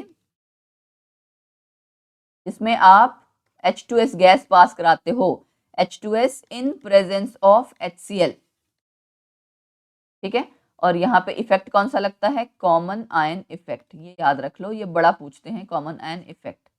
ठीक है जी, फिर उसके बाद आपका आएगा तीसरा ग्रुप, तीसरे ग्रुप में आपका आ जाएगा NH4OH इन NH4Cl। अमोनियम हाइड्रोक्साइड का यूज किया जाता है अमोनियम क्लोराइड की प्रेजेंस में, और यहाँ आप टेस्टिंग करते हो एल्यूमिनियम और आयरन की जी, ठीक है, आयरन भी +2, फाइन। फिर आपका चौथा ग्रुप, चौथा में आपका again H2S in presence of NH4OH। पहले इन प्रेजेंस ऑफ HCl था, अब NH4OH है, ठीक है। चौथे में आपको टेस्टिंग करनी है काफी सारों की, कोबाल्ट है, निकल है, मैग्नीज है, जिंक है, इनकी सबकी आप टेस्टिंग कर रहे हो। ये सारा वैसे मैंने चार्ट में ऊपर बता रखा है, बट ये कि शॉर्ट में एक बच्चे को एक जगह ग्रुप रिएजेंट्स पता लग जाएंगे ना, तो एग्जाम में आप सीधे बता सकते हो एग्जामिनर को, ठीक है। इसको एक बार नोट डाउन ही कर लेना मेरे ख्याल से। तो फिर आपका फिफ्थ आ जाएगा। फिफ्थ में है आपका, फिफ्थ में है आपका, ये मैं ऊपर वाला रब कर दे रही हूँ सो दैट आपको ना खिचपिच ना हो, ठीक है। जीरो वाला सिर्फ मैंने रब किया, बाकी सारे यहाँ लिखे हुए हैं। तो फिफ्थ ग्रुप है, फिफ्थ ग्रुप में आपका आ जाएगा ammonium sulphide NH4 twice SO3, ठीक है। सॉरी, अमोनियम कार्बोनेट है, सल्फाइड तो हम पहले नहीं करेंगे। Ammonium carbonate in presence of, अब ऊपर वाले दोनों आपके आ जाएंगे NH4OH भी एंड NH4Cl भी, ठीक है। ये किसके लिए होता है? बेरियम कैल्शियम के लिए, फाइन। उसके बाद आपका जो सिक्स्थ ग्रुप है, नो स्पेसिफिक रिएजेंट, इसका कोई स्पेसिफिक रिएजेंट नहीं है। किसके लिए था याद है? मैग्नीशियम, ठीक है। एनाइंस के लिए आपको पता लग गया, डाइल्यूट H2SO4, कंसंट्रेटेड H2SO4 और अलग से एक स्पेशल ग्रुप था सल्फेट वाला। ये आपका कैटायंस के लिए पता लग गया आपको, ठीक है। अगला question, why is it essential to add dilute HCl before proceeding to the test for the basic radicals of group 2? Group 2 में हम पहले आपको मतलब सबसे पहले जो है एसिड, उसमें डाइल्यूट HCl डालते ही क्यों है, डालने की जरूरत ही क्या है, ठीक है। सो इसमें आपका जो एक्चुअली ग्रुप 2 में अगर मैं आपसे बात करूं, ग्रुप 2 में अगर आपको ध्यान है H2S गैस आप पास कराते हो, ठीक है। क्या होगा? H2S गैस टूटेगी, किसमें? आयनाइज होगी, इसमें, ठीक है। दूसरा क्या है आपका? HCl, H+Cl-, ठीक है। यहां पे आप देख सकते हो कौन सा इफेक्ट लग रहा है भाई? कॉमन आयन इफेक्ट, ठीक है। और ये आपका वीक इलेक्ट्रोलाइट था, ये मैं पहले ही बता दूं, ये आपका स्ट्रॉन्ग इलेक्ट्रोलाइट है, गॉट इट। तो अब कॉमन आयन इफेक्ट के कारण क्या होगा? कॉमन आयन इफेक्ट के कारण क्या होगा कि आपने ली शैटलियर प्रिंसिपल पढ़ रखा है, ली शैटलियर प्रिंसिपल पढ़ लेना। ली शैटलियर प्रिंसिपल के अकॉर्डिंग आपकी रिएक्शन किस डायरेक्शन में जाएगी, कैसे जाएगी? जैसे होता है ना आपकी ओवरऑल रिएक्शन बढ़ गई है, सपोज करो, सॉरी, रिएक्शन आपकी, रिएक्शन की बेसिकली डायरेक्शन बताता है ये। ओवरऑल कंसंट्रेशन अगर बढ़ रही है किसी चीज की, तो रिएक्शन उस डायरेक्शन में जाएगी जहां पे कंसंट्रेशन घटेगी। तो यहाँ पे H+ की कंसंट्रेशन बढ़ रही है कॉमन आयन इफेक्ट के कारण। कंसंट्रेशन कब घटेगी? जब रिएक्शन बैकवर्ड डायरेक्शन में जाए। रिएक्शन बैकवर्ड डायरेक्शन में कब जाएगी? कॉमन आयन इफेक्ट के कारण जाएगी ना। तो यहाँ पे आपके सल्फाइड आयन कम बनेंगे, सल्फाइड आयन लेस प्रोड्यूस्ड। अब बेनिफिट क्या है सल्फाइड आयन लेस प्रोड्यूस का, कि अगर सल्फाइड आयन कम बनेंगे तो सिर्फ ग्रुप 2 के जो आपके कैटायंस है जिनको आप डिटेक्शन कर रहे हो वही आपके प्रेसिपिटेट होंगे। अदरवाइज आपको पता है ग्रुप 4 में भी सल्फाइड H2S गैस पास की जाती है, तो उसके वाले आयंस भी प्रेसिपिटेट आउट हो जाएंगे। हमें खाली ग्रुप 2 के लिए करना है, तो इसीलिए कॉन्सेंट्रेटेड यहाँ पे HCl साथ में ऐड किया, सो दैट आपके जो सल्फाइड आयंस हैं वो आपके, आप आंसर क्या बताओगे आप, कि हमने ये इसलिए ऐड किया सो दैट आपका जो सल्फाइड आयंस है वो कम बने कॉमन आयन इफेक्ट के कारण। पूरा एक्सप्लेन कर सकते हो आप, H2S एंड HCl जो है कॉमन आयन इफेक्ट के कारण भी H+ आयन ज्यादा होगा, तो ली शैटले प्रिंसिपल के अकॉर्डिंग रिएक्शन बैकवर्ड डायरेक्शन में जाएगी। रिएक्शन बैकवर्ड डायरेक्शन में जाएगी तो हमारे सल्फाइड आयन कम बनेंगे। अगर सल्फाइड आयंस कम बनेंगे तो खाली ग्रुप 2 के आयंस प्रेसिपिटेट आउट होंगे, ग्रुप 4 के नहीं होंगे। क्यों? क्योंकि हम ग्रुप 4 में भी जी HCl H2S गैस पास करते हैं, ठीक है। तो ये पूरा आंसर आपको बताना पड़ेगा एग्जामिनर को। चलो, why does blue crystal of copper sulphate become colourless on heating? क्योंकि वाटर ऑफ क्रिस्टलाइजेशन के कारण, वाटर ऑफ क्रिस्टल 5 उसमें आपके वाटर वो साथ में जुड़े होते हैं ना 5H2O, उसके कारण, ठीक है। हीट करने पे वो पांचों जो हैं हट जाते हैं ना, 5 वाटर मॉलिक्यूल्स आपके, 5 वाटर मॉलिक्यूल्स गेट रिमूव्ड, तो जाहिर सी बात है वो हट जाएंगे, कलर भी चला गया। Why should we prepare Na2CO3 extract for testing acid radicals? हमें Na2CO3 सोडियम कार्बोनेट एक्सट्रैक्ट क्यों बनाना पड़ता है एसिडिक रेडिकल्स को टेस्ट करने के लिए, ठीक है। तो यहाँ पे अगर मैं आपको एक्सप्लेन करूं, just give me a minute. Barium chloride हमने लिया एग्जाम्पल, ठीक है, Na2CO3, इसको आप जब रिएक्ट करवाओगे तो क्या बनेगा, बेरियम कार्बोनेट बनेगा, ठीक है, एंड क्या बनेगा साथ में, NaCl, ठीक है। ये आपका आप कह सकते हो वो है इनसॉल्युबल है, ठीक है, तो ये अलग से निकल जाएगा और ये जो है ना ये फिल्ट्रेट में आ जाएगा, ठीक है। तो यानी आपको जो टेस्टिंग करनी है क्लोराइड्स की वो आसानी से हो पाएगी अलग से, इस वजह से आप सोडियम कार्बोनेट उसमें डालते हो, ठीक है, डबल डिस्प्लेसमेंट रिएक्शन हो जाए इस वजह से। How will you confirm the presence of carbonate ion, ये तो आपको पता लग गया होगा, carbon dioxide gas, lime water milky, ठीक है, दोबारा से आ गया, तो क्वेश्चन को पूछने का तरीका डिफरेंट हो गया बस, ठीक। H2S gas is evolved while testing for sulfide ion. How will you test, यहाँ यू आना चाहिए, how will you test H2S gas chemically? देखो H2S गैस किनके साथ आती है, सल्फेट सॉल्ट्स, आपके sulphate salts give H2S gas, पहली बात, ठीक है। उसके बाद इसकी स्मेल कैसी होती है, रॉटन एग स्मेल, सड़े हुए अंडे की जैसी स्मेल, ठीक है, रॉटन एग स्मेल। H2S गैस को फिर आप रिएक्ट अगर करवाओगे लेड के सॉल्ट के साथ, लेड एसीटेट के साथ जब आप इसको रिएक्ट करवाते हैं तो ये बन जाता है, ठीक है, which is black in colour. तो इससे आप टेस्टिंग कर सकते हैं, ये पहला टेस्ट है। दूसरा क्या टेस्ट है कि आपका सल्फाइड आयन अगर रिएक्ट कर जाए Na2, ये क्या चीज है मैं अभी आपको बताऊंगी, सोडियम नाइट्रोप्रोसाइड टेस्ट है बेसिकली, FeCN5NO, ये आपका सोडियम नाइट्रोप्रोसाइड कंपाउंड है, इसी के नाम पे टेस्ट है, सोडियम नाइट्रोप्रोसाइड टेस्ट किसके लिए होता है, सल्फाइड आयंस के लिए, ठीक है। ये जब रिएक्ट करेगा तो आपका एक कंपाउंड बनता है Na4 FeCN5 और NOS, जो पूरा ये आपका ना एक कंपाउंड बन गया जिसका, जस्ट अ मिनट, जिसका कलर है पर्पल, ठीक है, ये आपका एक और अलग तरह का कंपाउंड बन गया, कोऑर्डिनेशन कंपाउंड जिसका कलर है पर्पल कलर। तो वैसे तो लेड एसिडेट वाला ज्यादा परफॉर्म किया जाता है, ठीक है, तो ब्लैक कलर आ जाएगा, इसमें आपका पर्पल कलर आ जाएगा डिटेक्ट करने के लिए, ठीक है जी। Salts that produce crackling sound, इसमें कई तरह के सॉल्ट्स हैं, बेरियम NaCl है, ठीक है, एक NaCl है आंसर में, एक है आपका नाइट्रेट था, barium nitrate, lead nitrate, nitrates of barium and lead, ऐसे लिख लो, nitrates of barium and lead. Why are different colors of flame obtained in flame test of salts, ये आपको मैंने बता दिया, अलग अलग उनका साइज है, अलग अलग आयनाइजेशन एनर्जी है, तो डिफरेंट एनर्जीज के नाम पर, मतलब जितनी एनर्जी आपको दी जाएगी उसके हिसाब से एक्साइटेशन होगी इलेक्ट्रॉन की, जब वापस आएगा तो जितनी एनर्जी आपने एब्जॉर्ब की थी उसी के हिसाब से वो एमिट करेगा और वो कहीं ना कहीं विजिबल रीजन में अलग अलग कलर्स देगा, ठीक है। Name a cation that is not obtained from metal, ammonium cation, ठीक है, मेटल से नहीं है ना, एमोनियम कैटायन। तो this was all about salt analysis. अच्छा, एक क्वेश्चन और है, why is original solution not prepared in using nitric acid, इसका सिंपल सा फंडा है, नाइट्रिक एसिड आपको जो आपका है, आपको पता है क्या है, ऑक्सीडाइजिंग एजेंट है। H2S गैस जब आप पास करोगे तो इसके साथ ना ये रिएक्ट करके NO2 बनाता है, प्लस यहाँ पे साथ में एक सल्फाइड, उसका ना कोलॉइडल सॉल जैसा बना देता है, कोलॉइडल सॉल, येलो कलर का कोलॉइडल सॉल बना देता है जो कि इंटरफेरेंस कॉज करेगा, कैन कॉज इंटरफेरेंस, ठीक है। नाइट्रिक एसिड में दोबारा बता दूं ऑक्सीडाइजिंग एजेंट है, ठीक है, ऑक्सीडाइजिंग एजेंट है तो ये क्या देगा, gives oxygen on decomposition, right, अगर ऑक्सीजन देगा डीकंपोजिशन पे, वो आगे फर्दर आपका ये देख सकते हो आप, H2S गैस के साथ रिएक्ट करेगा तो NO2 H2O एंड सल्फर का एक येलो कलर का कोलॉइडल सॉल सा बना देता है, ठीक है, कोलॉइडल सल्फर जिसे आप कहते हो, वो आपका हिंड्रेंस कॉज करेगा नॉर्मल टेस्टिंग में।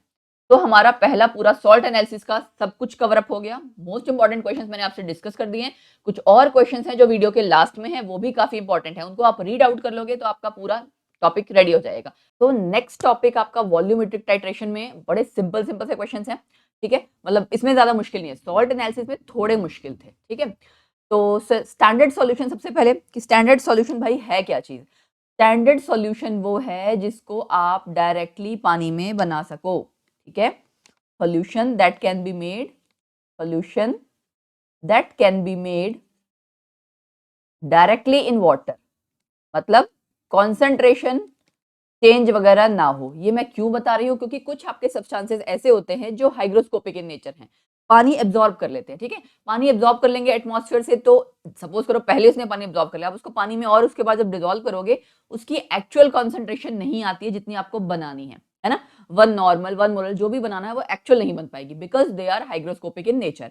तो स्टैंडर्ड सॉल्यूशन वो है, वो आपके सब्सटेंसेस या वो सॉल्यूशन जिनको आप डायरेक्टली पानी में मिलाओगे तो आपका सॉल्यूशन बिल्कुल करेक्ट, जिसको कहते हैं ना एक्यूरेट बनेगा। फाइन। फिर है बेसिसिटी एंड एसिडिटी, ये बहुत पूछता है एग्जामिनर। बेसिसिटी क्या होता है, देखो पहले तो ये याद रखो, एसिड और बेस दो चीज है। एसिड की होती है बेसिसिटी, बेस की होती है एसिडिटी। ठीक है, एक दूसरे का अपोजिट। बेसिसिटी किसकी है, एसिड की। एसिड में क्या हटता है, एच हटता है। तो क्या बोलेंगे हम, number of replaceable H plus ions, और यहां क्या आ जाएगा, OH ions. Number of replaceable OH ions, कि कितने H आयंस को आप हटा सकते हो, कितने OH आयंस को आप हटा सकते हो। हटा के क्या बनाओगे, सॉल्ट ही बनाओगे। जैसे बेसिसिटी ऑफ H2SO4, इसमें आपका 2, ठीक है। अगर H3PO4 फॉस्फोरिक एसिड होता 3, ठीक है। कैल्शियम हाइड्रोक्साइड है, सपोज कीजिए कैल्शियम हाइड्रोक्साइड आपको पता है 2 है, 2 आ जाएगा। एल्यूमिनियम हाइड्रोक्साइड, उसमें 3 होते हैं। सो इस तरह से आपको एसिडिटी या बेसिसिटी किसी भी कंपाउंड की वो पूछ सकते हैं। फाइन। टाइट्रेशन है क्या चीज, टाइट्रेशन क्या है, बेसिकली आप दो डिफरेंट सॉल्यूशंस को वॉल्यूम की हेल्प से आप चेक करते हो। वॉल्यूमेट्रिक टाइट्रेशन अगर आपसे कोई सिंपल पूछ ले तो क्या बताओगे, कि वॉल्यूम की हेल्प से हम मेजर कर रहे हैं दो अलग अलग जो आप सॉल्यूशंस को ले रहे हो उनकी हेल्प से, उनकी क्या चीज आप मेजर कर रहे हो, मोलैरिटी। मोलैरिटी कैलकुलेट करते हो ना, क्यों, क्योंकि यहाँ पे आपको पता है बेसिक फॉर्मूला प्रिंसिपल क्या है, M1V1 is equal to M2V2, यही होता है ना इसका बेसिक प्रिंसिपल। तो आपका एक सॉल्यूशन ऐसा है जो ब्यूरेट में है, एक है जो नीचे टाइट्रेशन फ्लास्क में है। ठीक है, एक की कॉन्सेंट्रेशन आपको पता होती है, मतलब मोलैरिटी पता होती है, एक की नहीं पता होती है। सो दूसरे की आप उससे कैलकुलेट करते हो। इसमें दो तरह की टाइट्रेशन होती है, एसिड बेस्ड टाइट्रेशन जो आपने क्लास 11th में की होगी, एंड 12th में आप ये परमैंगनेट की टाइट्रेशन कर रहे हो, KMnO4 की, मोहर सॉल्ट के अगेंस्ट या ऑक्सैलिक एसिड के अगेंस्ट। सो आपको देखो, सपोज करो मैं आपको कह रही हूँ नीचे मोहर सॉल्ट था, उसकी आपको मोलैरिटी पता है, उसकी आपको वॉल्यूम पता है, कितनी वॉल्यूम आपने पिपेट से मेजर करके ली है। ऊपर से जो आप KMnO4 डालते जा रहे हो, कितनी वॉल्यूम यूज हुई, इनिशियल लेवल बाद वाला लेवल मेजर कर लोगे ना, वो आपका वॉल्यूम आ जाएगा, वॉल्यूम वहां से आपका आ जाएगा। ठीक है, तो आपको ये तीन चीज जब पता है तो M1 कैलकुलेट कर लोगे ना, KMnO4 की मोलैरिटी आ गई आपकी। ठीक है, सो टाइट्रेशन में बेसिकली क्या होता है, एग्जामिनर आपसे यही जानना चाहेगा। Next question, indicator. इंडिकेटर आपका क्या चीज है, जो आपका उस रिएक्शन में किसी कलर चेंज के थ्रू इंडिकेट करे कि रिएक्शन कंप्लीट हो गई है। ठीक है, सो क्लियर हो गया, ये तो बेसिक सिंपल से क्वेश्चंस हैं। एंड पॉइंट क्या है, एग्जैक्टली जहां पे आपकी रिएक्शन कंप्लीट हुई, exactly the point where your reaction complete, the point where your reaction gets completed, that's it. जहां पे आपका खत्म हुआ एग्जैक्टली वही आपका एंड पॉइंट है। वो कलर चेंज आपको दिख जाएगा ना, उससे पता लग जाता है। मोलर सॉल्यूशन, 1 मोलर सॉल्यूशन को आप मोलर सॉल्यूशन कहते हो, जहां पे आपको सिर्फ ये बताना है जिसकी मोलैरिटी 1 मोलर है, दैट इज मोलर सॉल्यूशन। फिर वो पूछेंगे मोलैरिटी क्या है, तो अब आपको मोलैरिटी नॉर्मेलिटी भी पता होना चाहिए, बेसिक कॉन्सेप्ट्स हैं ये। मोलैरिटी क्या होता है, नॉर्मेलिटी क्या होता है, मैं पहले ही बता दे रही हूँ, इसे पढ़ के चले जाना। ठीक है, इनकी यूनिट्स पढ़ के जाओ। ठीक है, मोलैरिटी क्या है, आपको फॉर्मूला ध्यान है मोलैरिटी का, weight in grams divide by molecular mass into ऊपर 1000 नीचे वॉल्यूम इन ml, राइट, कि मतलब number of moles dissolved in definite amount of जो भी आपका सॉल्यूशन है, आपने सॉल्वेंट लिया है वो। ठीक है, ऐसे ही नॉर्मेलिटी वो पूछेंगे तो उसमें आपका ग्राम इक्विवेलेंट्स आ जाएगा, नंबर ऑफ मोल्स की जगह number of gram equivalents dissolved in per litre of solution, right. So molarity हो गया, नॉर्मेलिटी हो गया। ये M1V1 वाली क्या है, molarity equation, N1V1 normality equation. तो बेसिकली सॉल्यूशंस का जो चैप्टर है ना, उसके जो बेसिक्स हैं वो आपको पढ़ लेने चाहिए। ठीक है, सो मैं ऊपर कार्ड अटैच कर दे रही हूँ, टैग आप उसमें क्लिक करके सॉल्यूशंस का जो चैप्टर है जहां पे ये मोलैरिटी नॉर्मेलिटी वाला पार्ट है, इसको आप पढ़ सकते हो। उसको मैंने बहुत अच्छे से एक्सप्लेन किया है। फाइन, सो ये बेसिकली आना चाहिए हर बच्चे को, मोलैरिटी नॉर्मेलिटी क्या चीज होती है, उसमें आगे कैलकुलेशंस, क्योंकि ये सब चीजें एग्जामिनर पूछते हैं। फाइन, तो ये हो गया मोलैरिटी नॉर्मेलिटी। अब इसके अलावा मुझे आपको क्या बताना था, मोल्स पता लग गए है ना। मोल कॉन्सेप्ट अगर उनका मूड कर गया तो भाई पूछ सकते हैं, है ना। बाकी अदरवाइज इसके साथ ही आपको आइडिया लग जाएगा कि मोल्स एंड ऑल क्या है, तो ये सब आपका पार्ट कवर अप हो जाएगा। ठीक, फिर है आपका ऑक्सीडाइजिंग एंड रिड्यूसिंग एजेंट। तो अब आपको पता होना चाहिए रिडॉक्स रिएक्शन में क्या होती है, रिडक्शन एंड ऑक्सीडेशन, क्योंकि आपकी जो अब की बार वाली टाइट्रेशंस है ना वो रिडॉक्स रिएक्शंस ही है बेसिकली, ठीक है ना। सो जिसकी खुद की रिडक्शन हो रही है, रिएक्शन में एक आपका दो ही आपकी चीजें होती है, एक की रिडक्शन हो रही है तो एक की ऑक्सीडेशन। तो जिसकी खुद की रिडक्शन हो रही है वो दूसरे को किसमें मदद कर रहा है, ऑक्सीडेशन में मदद कर रहा है। तो बेसिकली ऑक्सीडाइजिंग एजेंट क्या होगा, जो खुद रिड्यूस हो रहा हो, विच गेट्स रिड्यूस्ड, ठीक है, इसको ऐसे लिख लो, विच गेट्स रिड्यूस्ड। जो खुद रिड्यूस हो रहा है वो दूसरे को ऑक्सीडेशन में मदद करेगा। जो खुद ऑक्सीडाइज हो रहा है, विच गेट्स ऑक्सीडाइज, जो खुद ऑक्सीडाइज हो रहा है वो दूसरे को किसमें मदद करेगा, रिडक्शन में।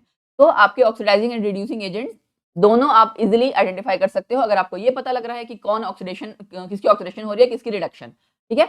ऑक्सीडेशन रिडक्शन आपको पता ही है, इंक्रीज इन ऑक्सीडेशन नंबर से पता लग जाएगा या डिक्रीज इन ऑक्सीडेशन नंबर से, राइट। सो रिडक्शन क्या होता है, डिक्रीज इन ऑक्सीडेशन नंबर, है ना, ऑक्सीडेशन नंबर का डिक्रीज। एंड ऑक्सीडेशन क्या होता है, इंक्रीज इन ऑक्सीडेशन नंबर या इलेक्ट्रॉन चेंज, अगर किसी को समझ में आ रहा है तो वहां से। तो इस तरह से आप आइडेंटिफाई कर सकते हैं। फिर क्या है, indicator use in KMnO4 titration. KMnO4 खुद यहाँ पे इंडिकेटर की तरह है क्योंकि ये कलर चेंज शो करता है, ठीक है। तो KMnO4 यानी कि परमैग्नेट, इसको परमैग्नेटोमेट्री भी कहा जाता है कभी कभार। तो परमैग्नेट टाइट्रेशंस में जो इंडिकेटर यूज होता है वो KMnO4 खुद यूज होता है बिकॉज ये कलर चेंज शो करता है। फिर है and point in KMnO4 titration. ये मैं आपको बता चुकी हूँ, याद है जब मैं आपको टाइट्रेशन करवा रही थी मैंने आपसे कहा था कि जब स्टार्टिंग वाला पॉइंट था कि आपका permanent light pink colour change आ जाएगा। तो यानी मैंने आपको क्या बताया था, कलरलेस से परमानेंट, परमानेंट बोलना बहुत जरूरी है, ठीक है, लाइट पिंक कलर। तो यहाँ आपका आ जाएगा परमानेंट लाइट पिंक, यहाँ आपका आ जाएगा एंड पॉइंट। अगला question, why does KMnO4 act itself as an indicator. ये खुद इंडिकेटर की तरह क्यों काम करता है भाई, इन प्रेजेंस ऑफ एसिड, क्योंकि आप एसिड में बना रहे हो ना ये एसिड भी कौन सा यूज कर रहे हो, डाइल्यूट H2SO4, डाइल्यूट H2SO4 आप यूज कर रहे हैं। इसकी प्रेजेंस में ये क्या करता है, it acts as oxidising agent, ठीक है। तो KMnO4 आपका इंडिकेटर की तरह क्यों काम करता है, क्योंकि इन प्रेजेंस ऑफ एसिड यानी कि डाइल्यूट H2SO4 में it acts as oxidising agent and reacts with, इसके साथ करेगा रिड्यूसिंग एजेंट के साथ, जो कि आपको दिया हुआ एग्जाम में या तो ऑक्सैलिक एसिड या फिर और मोहर सॉल्ट, इन दोनों में से, क्योंकि आपके सिलेबस में यही है, इससे रिएक्ट करेगा।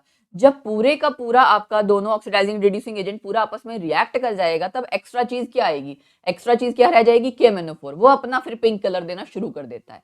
इसलिए हम इसको इंडिकेटर की तरह यूज कर सकते हैं। व्हेन, इसको आप अपनी लैंग्वेज में जस्ट समझा देना, क्योंकि बिकॉज मैं पूरा आंसर लिखाऊंगी तो फालतू टाइम वेस्ट होगा। तो व्हेन, मैं जस्ट आपको बता देती हूँ, when the whole of the reducing agent gets neutralised by oxidising agent, then extra जो आपका सॉल्यूशन जाएगा उस टाइट्रेशन फ्लास्क में वो क्या होगा, KMnO4, जिसकी वजह से लाइट पिंक कलर आना शुरू हो जाएगा। आपको वो फर्स्ट ड्रॉप जब गिरती है, जब लाइट पिंक कलर आ रहा है, उतना ही वॉल्यूम देखना है, क्योंकि अगर ज्यादा गिर जाएगी तो जाहिर सी बात है आप एक्यूरेट नहीं बता पाओगे, वो आपकी एक्स्ट्रा ड्रॉप्स हो जाएंगी, ठीक है। प्रिंसिपल ऑफ वॉल्यूमेट्रिक एनालिसिस में आपको बता चुकी हूँ, M1V1 N2V2 वाला है ना ये कॉन्सेप्ट, वो वही आपका प्रिंसिपल है। Should a titration flask be also rinsed, क्या टाइट्रेशन फ्लास्क को हमें रिंस करना चाहिए। अब सीधी सी बात है, देखो रिंसिंग जब आप करते हो, हम कहते हैं ना ब्यूरेट पिपेट, इसकी रिंसिंग करो, टाइट्रेशन फ्लास्क की रिंसिंग करो, तो क्या करनी चाहिए नहीं करनी चाहिए। देखो आपने सपोज करो टाइट्रेशन में नीचे लिया ऑक्सैलिक एसिड, ठीक है। अब ऑक्सैलिक एसिड से अगर आप रिंसिंग कर दोगे, साइड में कहीं ना कहीं उसके ड्रॉप्स रह जाएंगे, ड्रॉप्स रह जाएंगे तो मतलब आपने जो उसमें कॉन्सेंट्रेशन ली थी वो एक्यूरेट कॉन्सेंट्रेशन नहीं रह जाएगी, वो एक्स्ट्रा वो ड्रॉप्स जितने ऐड हो जाएंगे वो सारे आपके उसमें कॉन्सेंट्रेशन को चेंज कर देंगे। तो यहाँ पे आप बोलोगे should a titration flask be also rinsed, नहीं, टाइट्रेशन फ्लास्क की हम रिंसिंग नहीं करते हैं, हम ब्यूरेट पिपेट की रिंसिंग करते हैं। क्यों, क्योंकि टाइट्रेशन फ्लास्क में एक रीजन इसका और है, इसमें आपका देयर इज नो ग्रेजुएशन, वो ग्रेजुएटेड फ्लास्क नहीं होता है, नो मेजरमेंट इज गिवन, ठीक है ना, कोई आपको मार्किंग या कुछ तो है नहीं ना, नो मेजरमेंट इज गिवन। तो जब मेजरमेंट नहीं, आपको कैसे पता लगेगा आपकी वॉल्यूम वो चेंज हो रही है नहीं, वॉल्यूम चेंज होगी कंसंट्रेशन भी चेंज हो जाएगी। तो आपने टाइट्रेशन फ्लास्क को कभी भी रिंस नहीं करना है। फिर आता है burette pipettes, yes burette pipettes को आपको रिंस करना है with a solution for which they are to be used, क्योंकि अगर आप ब्यूरेट पिपेट को मतलब यूज नहीं, रिंसिंग नहीं करोगे, सो उसमें होता क्या है, पहले लगा हुआ था पानी से, सपोज आपने धोया, पहले आपका कोई, या तो आपका सपोज करो कोई दूसरा सॉल्यूशन है, आपने उसको पानी से धोया, तो आपने ऊपर से जब सॉल्यूशन डाला, पानी उसमें ऐड हो गया, पानी ऐड हो गया तो जो आपका सॉल्यूशन था उसकी कॉन्सेंट्रेशन चेंज हो जाएगी। तो इसीलिए जो सॉल्यूशन आपने उस ब्यूरेट या पिपेट में डालना है उससे आप ऑलरेडी एक बार रिंसिंग कर लो तो ठीक रहता है। तो ये 2 क्वेश्चन एग्जामिनर बहुत पूछते हैं, ठीक है। सो इस चीज का ध्यान रखना, ये क्वेश्चन काफी ज्यादा पूछा जाता है। फिर आपका अगला क्वेश्चन आता है, explain why the last drop of solution must not be blown out of a pipette. ये जो आपने पिपेट देखी होती है ना, ऐसी पतली सी, ठीक है, मेरे से बहुत अच्छी बनेगी नहीं अभी, बट एनीवेज यहाँ जो आपका, तो बहुत ही बुरी बन गई है यार, जस्ट अ मिनट। ये जो लास्ट ड्रॉप होती है ना, जेट एंड जिसे आप कहते हो, जेट एंड, इसका मतलब उसमें जो लास्ट ड्रॉप रह जाती है उसको इंक्लूड करते हुए ही यहाँ पे मार्किंग लगी होती है, वो मेजरमेंट वाली, ठीक है। तो इसको आपने हटाना नहीं है, अदरवाइज वो जो आपने सपोज करो 10 ml की पिपेट थी, तो 10 ml मतलब उस लास्ट ड्रॉप को काउंट करते हुए है। तो अगर आप उस लास्ट ड्रॉप को हटा दोगे, वो आपकी जो रीडिंग है, या जिसको आप ये कह सकते हो कि वॉल्यूम जो आपने मेजर कर रखी है, वो एक्यूरेट नहीं रहेगी। तो ये आपको कभी नहीं करना होता, ठीक है। अगला question, what are primary and secondary standards. थोड़ी देर पहले मैंने आपसे कहा था स्टैंडर्ड सॉल्यूशन। प्राइमरी स्टैंडर्ड वो हैं जिनको आप डायरेक्टली पानी के साथ, वो सॉल्यूशंस हैं जिनको आप डायरेक्टली पानी के साथ उनका सॉल्यूशन बना सकते हो। सेकेंडरी स्टैंडर्ड जिनका नहीं बना सकते, क्यों? क्योंकि वो हाइग्रोस्कोपिक इन नेचर हैं, हाइग्रोस्कोपिक इन नेचर। इनके एग्जांपल्स आप कर लेना, जैसे सपोज करो आप यहाँ पे मोहर सॉल्ट बना रहे हो, मोहर सॉल्ट इधर आ जाएगा और यहाँ पे क्या आ जाएगा, NaOH। सोडियम हाइड्रोक्साइड की पैलेट्स या गोलियां आती हैं, फ्लेक्स आती हैं, फ्लेक्स मतलब वो उसके ना जैसे आपने ना चॉकलेट के फ्लेक्स है पतले पतले से, उस तरह से सोडियम हाइड्रोक्साइड के भी फ्लेक्स आते हैं, ठीक। तो फ्लेक्स हैं चाहे पैलेट्स हैं, उनको थोड़ी देर अगर आप बाहर रख दोगे ना, उसमें पानी पानी पानी सा हो जाएगा। That is because they are hygroscope, it is hygroscopic in nature. तो इस वजह से आपके दोनों के एग्जाम्पल आपको पता होने चाहिए, ये पूछा जा सकता है। फिर है what properties substance should possess to act as primary standard. अब देखो, प्राइमरी स्टैंडर्ड होने के लिए आपकी मेन प्रॉपर्टीज क्या हो सकती है? एक तो वो रिएक्ट ना करे किसी से, है ना। तो हम सबसे पहले यहाँ पॉइंट्स लिख लेते हैं कि आपका स्टेबल होना चाहिए, शुड बी स्टेबल, ठीक है ना। Should be stable, should not react, लगे पता अगर सपोज करो रिएक्ट ही कर जाए किसी चीज से तो आपकी कॉन्सेंट्रेशन सेम नहीं रहेगी ना। Purity should be high, purity should be high. तो मेन तो यही चीज है कि रिएक्ट नहीं करना चाहिए, स्टेबल होना चाहिए, और एटमॉस्फेयर के साथ ना रिएक्ट करे, शुडंट रिएक्ट विद एटमॉस्फेयर। इसको आप कंप्लीट यहीं पे कर लो, विद एटमॉस्फेयर, ठीक है। तो अब सपोज करो जैसे मैं KMnO4 कह रही हूँ, तो क्या KMnO4 प्राइमरी स्टैंडर्ड है? नहीं। KMnO4 एक्चुअली आप KMnO4 हो गया, FeSO4 हो गया, बहुत सारे ऐसे सॉल्यूशंस हैं जिनको आपको फ्रेशली उसी टाइम बनाना पड़ता है।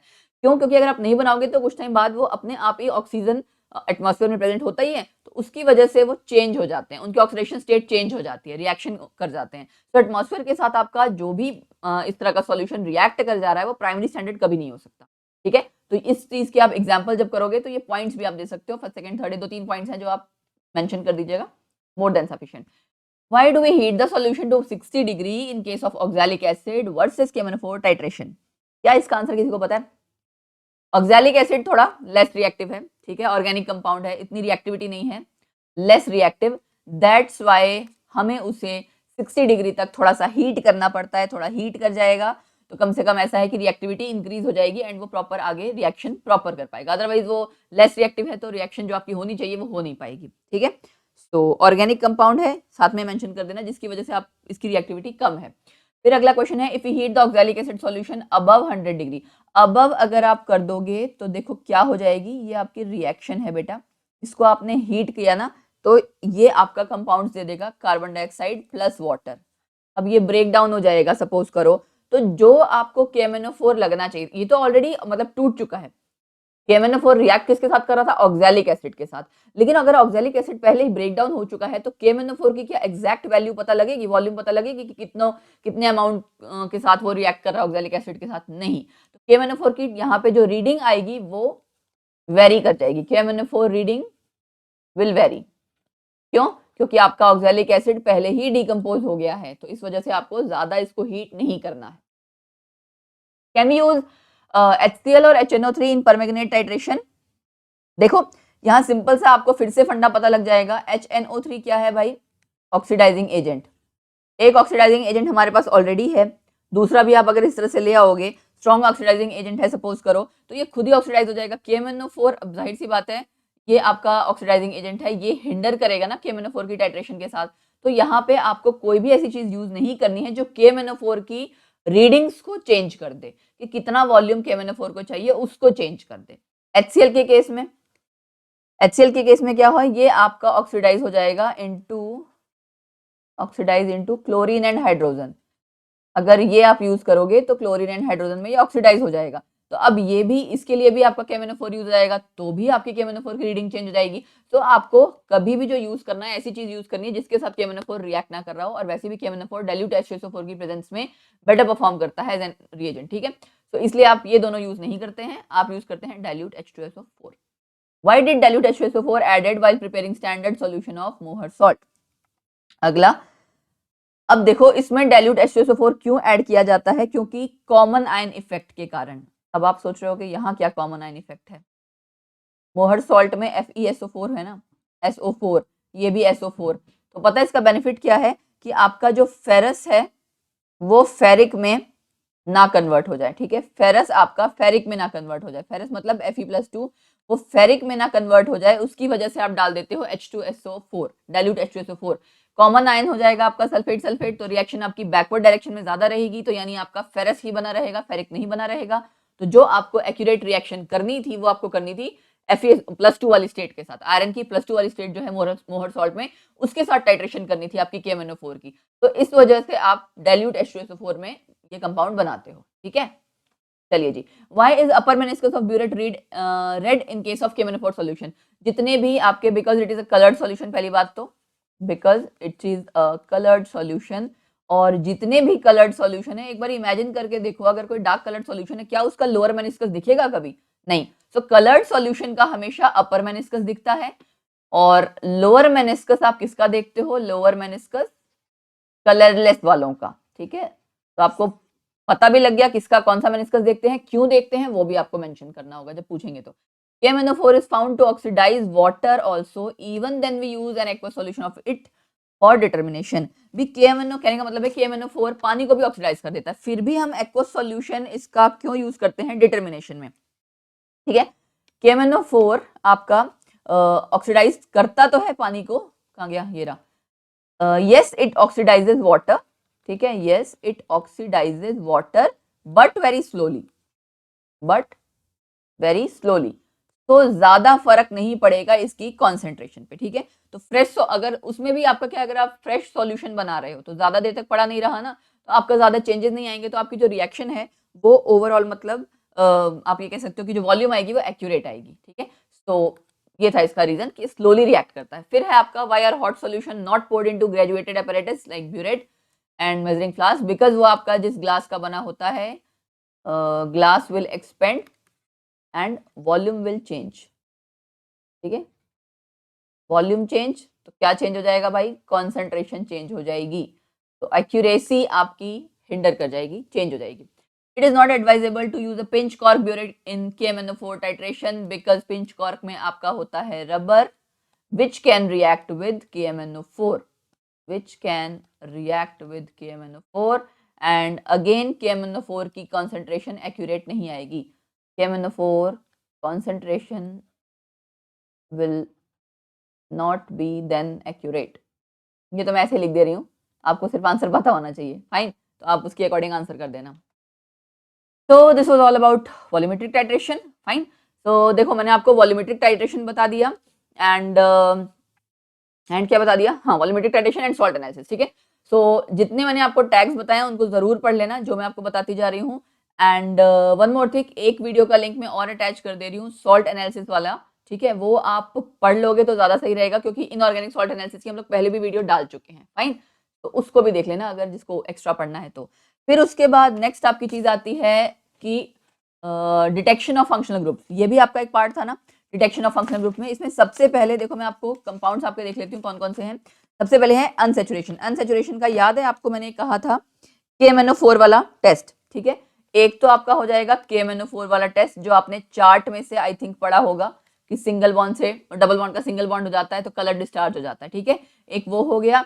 एक आपका ब्रोमीन टेस्ट होता है, इसमें भी कलर डिस्चार्ज ही होता है कि आप क्या करते हो, एक्वस सॉल्यूशन ऑफ ब्रोमीन लेते हो, एक्वस सॉल्यूशन ऑफ ब्रोमीन, इसकी रिएक्शन कराते हो आप सॉल्यूशन ऑफ कंपाउंड के साथ, ठीक है, जो भी आपने कंपाउंड लिया ना उसके सॉल्यूशन के साथ, डीकलराइज हो जाता है, डीकलराइज, नो पीपीटी। तो इससे हमें पता लग जाता है कि डबल बॉन्ड प्रेजेंट है। ठीक है जी। तो इस तरह से आपने रिएक्शन, ये टेस्ट पता होने चाहिए आपको, एग्जाम में यही पूछे जाएंगे किसका कौन सा टेस्ट है। बाकी स्कीम एक बार आप देख ही लोगे। अल्कोहल्स के लिए जो नाम है वो है ज़ैंथेट टेस्ट, ये नाम है। ठीक है। करना क्या है, एक्चुअली टेस्ट तो कई सारे होंगे बट आपको टेस्ट ऐसा ढूंढना होता है जिसमें ना कलर शो हो जाए, ताकि आप इजिली आइडेंटिफाई कर सको। ज़ैंथेट टेस्ट में आपको करना होता है pellet of solid KOH, pellet of, जैसे NaOH की पैलेट आती है ना, ऐसे ही KOH की भी पैलेट आती है। ठीक है। प्लस आप उसमें डालोगे कंपाउंड एंड उसको आप कर दोगे हीट। हीट करने के बाद क्या होगा भाई, उसके बाद आपको हीट करना है, हीट करने के बाद उसको थोड़ा ठंडा करना है, हीट करो, कूल करो, then after that add 1 ml, ठीक है, of ether followed by, add 1 ml of ether followed by addition of, तो मैं इधर लिख देती हूँ, चलो अच्छा कोई बात नहीं, CS2 followed by CS2। Simply मतलब आपने पहले उसको ठंडा किया, ठंडा करने के बाद ईथर डाला, फिर आपने CS2 डाला। CS2 डालने के बाद अगर येलो पीपीटी आ जाए मतलब अल्कोहल्स प्रेजेंट। ठीक है। यहाँ कलर्ड आपका चीज आ गई ना, कलर्ड पीपीटीज आ गए, कलर्ड सॉल्यूशन आ गया, तो आपको आसानी हो जाती है पहचानने में। फिर है आपका फिनोल्स। फिनोल्स में आपका न्यूट्रल FeCl3 टेस्ट है, न्यूट्रल FeCl3 टेस्ट, ये इसके नाम है, नाम पढ़ लेना। ठीक है। कंपाउंड लिया, कंपाउंड में आप फ्रेशली प्रिपेयर्ड जो भी होगा न्यूट्रल FeCl3 सॉल्यूशन डालोगे और यहाँ आपका रंग आ जाता है वॉयलेट इंडिगो जैसा, वॉयलेट इंडिगो कलर आ जाता है, मतलब फिनोल्स प्रेजेंट है। अगला एल्डिहाइड, एल्डिहाइड एंड कीटोन्स वगैरह के लिए तो देखो आपके जो टेस्ट हैं वो आपको पता ही है, टॉलेंस रिएजेंट, ठीक है, फेलिंग सॉल्यूशन, बेनेडिक्ट सॉल्यूशन। मैंने आपको पहले भी कहा था फेलिंग सॉल्यूशन क्या है, बेनेडिक्ट सॉल्यूशन क्या है, ये सब देख लेना। ठीक है।